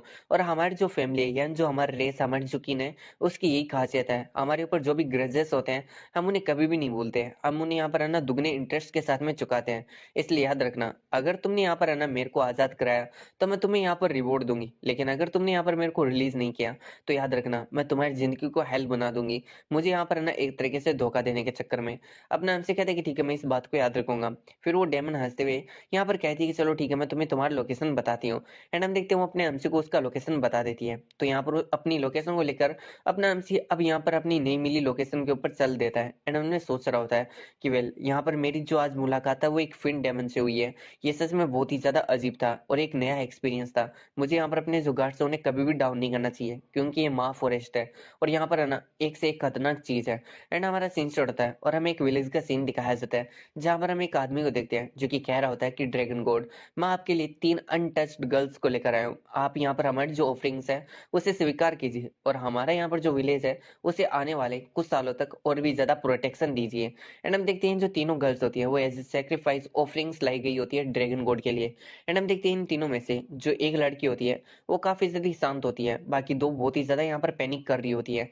अब हम देखते हैं यहाँ पर ये जो बंदा होता है वो यहाँ पर 20 वाली लड़की, जो कि काफी ज्यादा शांत होती है, उसे कह रहा होता है कि वोलियोंग, यहाँ पर जो बाकी दो गर्ल्स है उनका ध्यान रखना। वोलियोंग कहती है कि ठीक है, समझ गई।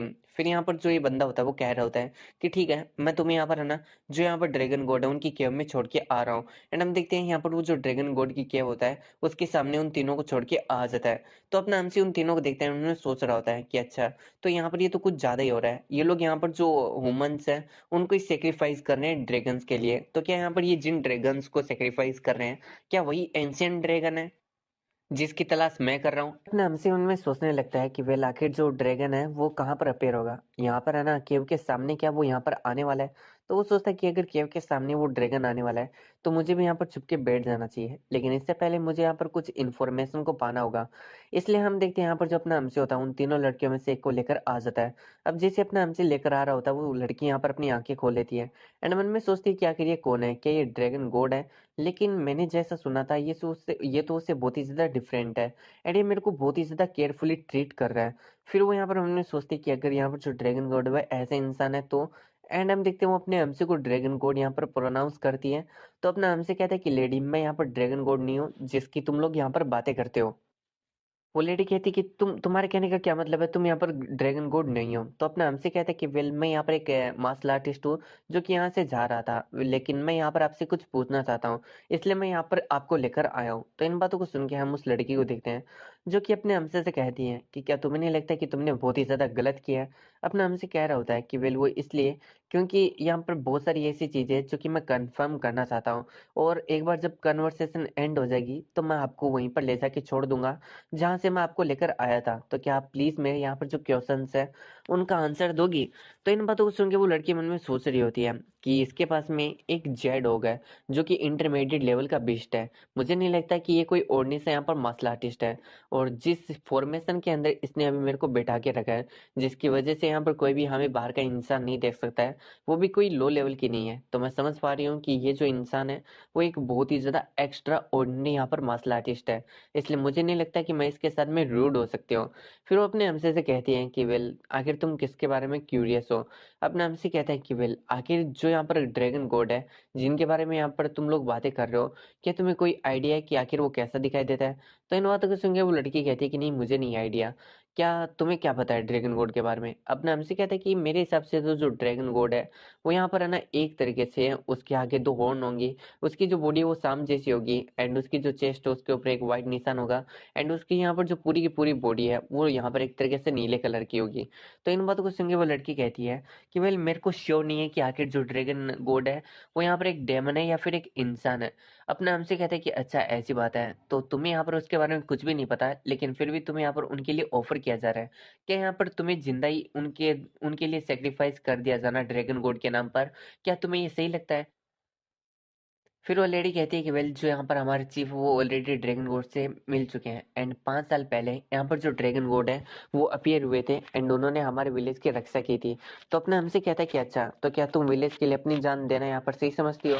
इन बातों को सुन के वो लड़की कहती है कि हाँ मेरे विलेज के लिए यहाँ पर मैं कुछ भी कर सकती हूँ।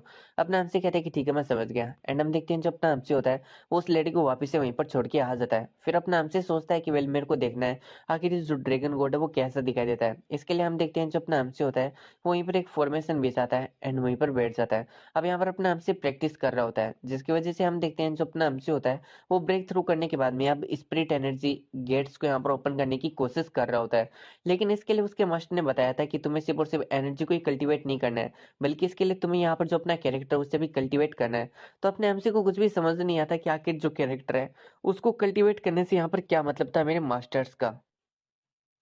तभी हम देखते हैं यहाँ पर जो अपना अमसी होता है उसे कुछ अजीब सा महसूस होता है, एंड उसे ये एहसास हो जाता है कि यहाँ पर कोई तो एंट्री ले रहा है, और ये कोई और नहीं बल्कि ड्रैगन होता है। जैसे ड्रैगन आता है हम देखते हैं तीनों लड़कियां उसके सामने झुक जाती हैं एंड कह रही होती है कि हम जो ड्रैगन गोट है उन्हें ग्रीट करते हैं। इस चीज को देखकर यहाँ पर जो ड्रैगन होता है वो कहता है कि ये काफी ज्यादा नाइस है। फिर वो कहता है कि एक इंसान जो कि यहाँ पर छुपा हुआ है क्या वो भी बाहर आएगा? एंड हम देखते इतने कहते वो अपने हमसी की तरफ देखता है, अपना हमसी काफी हैरान होता है एंड सोच रहा होता है कि इसे कैसे पता कि मैं यहाँ पर छुपा हुआ हूँ। फिर वो जेडो को लेता है एंड वहां से भागने की कोशिश करता है, एंड सोचता है कि अगर इसे मेरी प्रेजेंस का इतना इजीली पता चल चुका है तो मैं जानता हूँ कि ये कितना ज्यादा स्ट्रांग है, ये मेरी यहाँ पर लीग से तो पूरी तरीके से बाहर है, तो मैं तो यहाँ पर इससे फाइट ही नहीं कर सकता, मुझे यहाँ से भागना होगा।